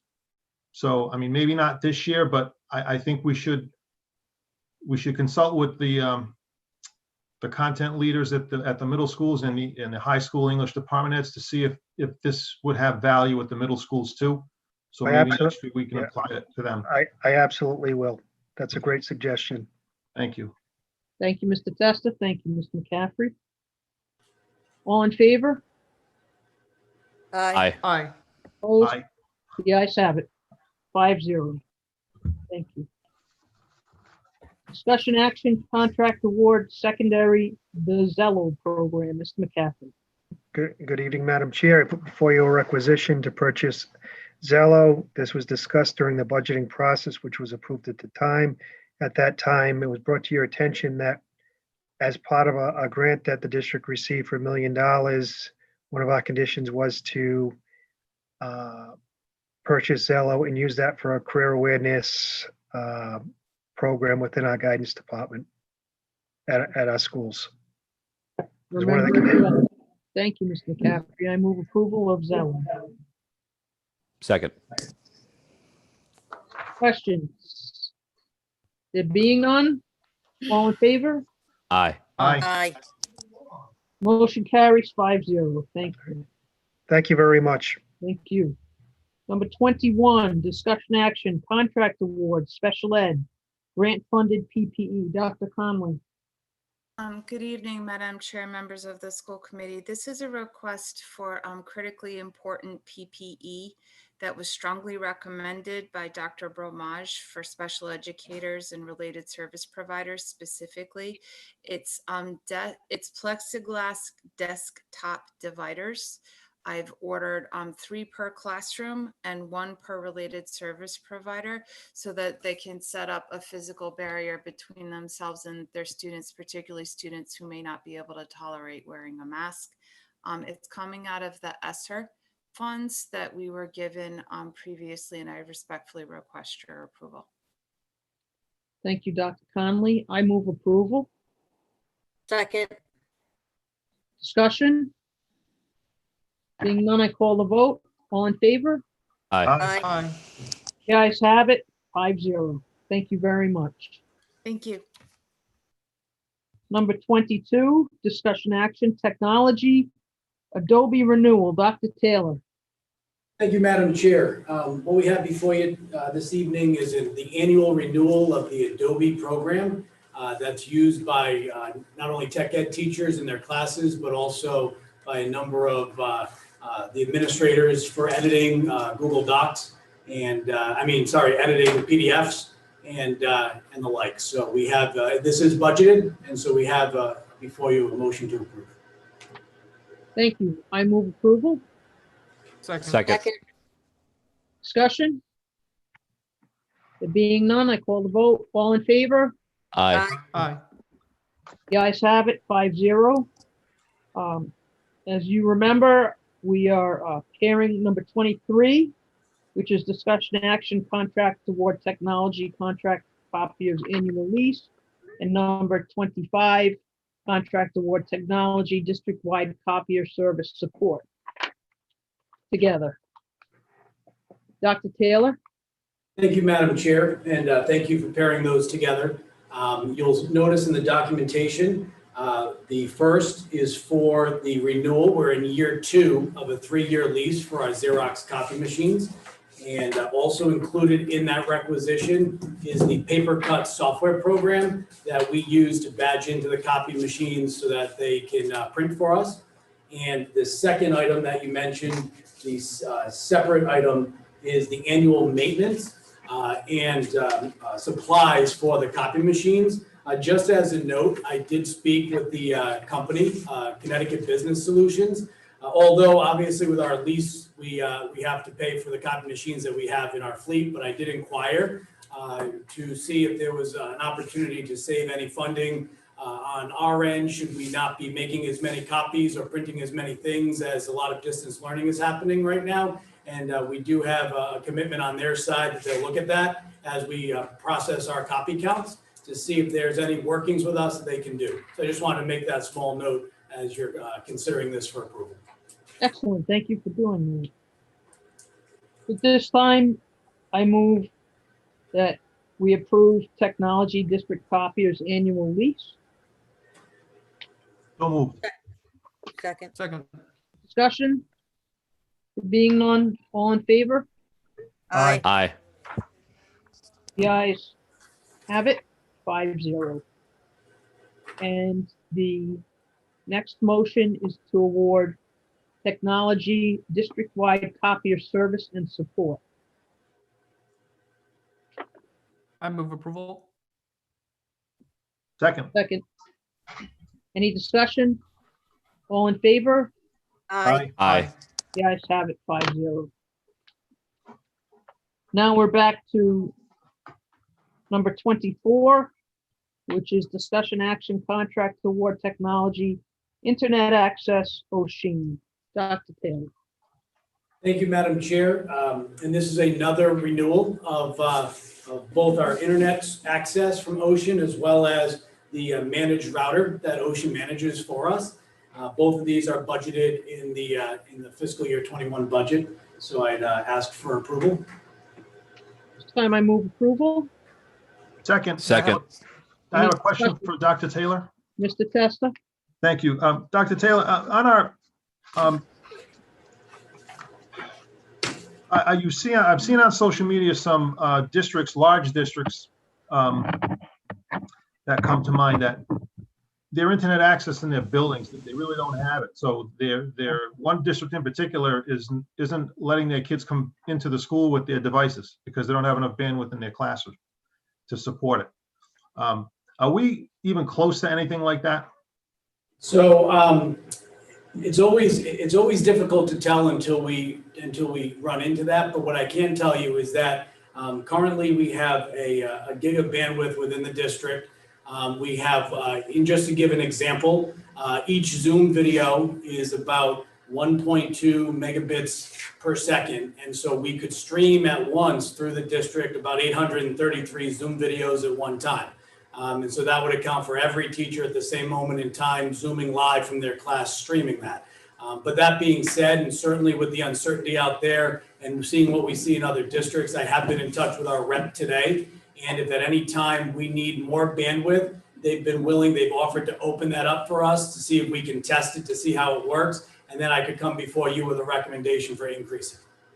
Thank you. And I asked the question because I kind of knew the answer. And this is where, I'll call it as I see it. And Dr. Thornton, I'll thank you because one of the first things I think you did when you came here was invest in technology with increased bandwidth and one-to-one and all that. And I think, it's at the time there were some critics in the community about the investment in technology. And I think COVID has just showed that in spades how necessary technology is. So I'm pleased that we're in a position where we don't have to worry about not having our kids bring their devices into a building because we can't support the bandwidth. So thank you. Amen. Move approval. Oh, Second. we did that. All in favor? Aye. Aye. The ayes have it, 5-0. Thank you. Discussion action, gateway software renewal, Dr. Taylor. Thank you, Madam Chair. This being the last action from me, I'd just like to thank Mr. Ferrucci and his department for all their help in putting together all of these requisitions. It's no easy task to, as I'm coming in new to the district, to kind of support me and work through that process. So I'd be remiss not to thank him and his great department for all their support. What we have before you is the Gateway software renewal. And the Gateway software renewal is our central registration program that folks register their students for school with. And that's just another renewal, a budgeted renewal already in the budget. And so I'd ask for your approval on that item. Certainly. I move approval. Second. Discussion? There being none, all in favor? Aye. Aye. Aye. Motion carries 5-0. I'd just like to say, Dr. Taylor, you haven't even been here 2 months yet, and you have made a huge difference in the technology department in so many ways and in our school district. And so I want to thank you, and I look forward to more. It's refreshing to have you back. Thank you, Madam Chair. Our last item is consent contract. In accordance with school committee policy, administration will be presenting those expenses ranging from $1,000 to $4,999 as a consent agenda item. If a school committee member wishes to address any individual item noted, they may do so by referencing the index number of a particular document for the individual item to be removed from the consent agenda and to be addressed separate and individually from this agenda. At this time, does anyone have any index number that they would like to remove from the consent agenda for individual discussion? There being none, I move approval of the contract awards 1 through 17 consent as presented. Second. Discussion? All in favor? Aye. Aye. Motion carries 5-0. Consent agenda is passed in full. We've come to the close of our meeting. And so future meetings, I believe there will be a meeting of the school committee on this Friday morning, September 19th, 18th. 18th, September 18th. We're looking for 9 a.m. on Zoom. School building subcommittee meeting on Tuesday, October 6th, 2020 at 7:30 a.m. Achievement subcommittee meeting Wednesday, October 7th, 2020 at 4 p.m. And monthly school committee meeting for October will be held on Tuesday, October 13th, 2020 at 7 p.m. That being all the business before this committee, I move that we adjourn. So moved. So, second. Oh, second, sorry. All in favor? Aye. Aye. Aye. Jinx, Dave. Motion carries. Everyone have a wonderful night and a safe month. And we'll see you, some of you, Friday morning. Be Night, safe. everybody. Good night. Good Night. night.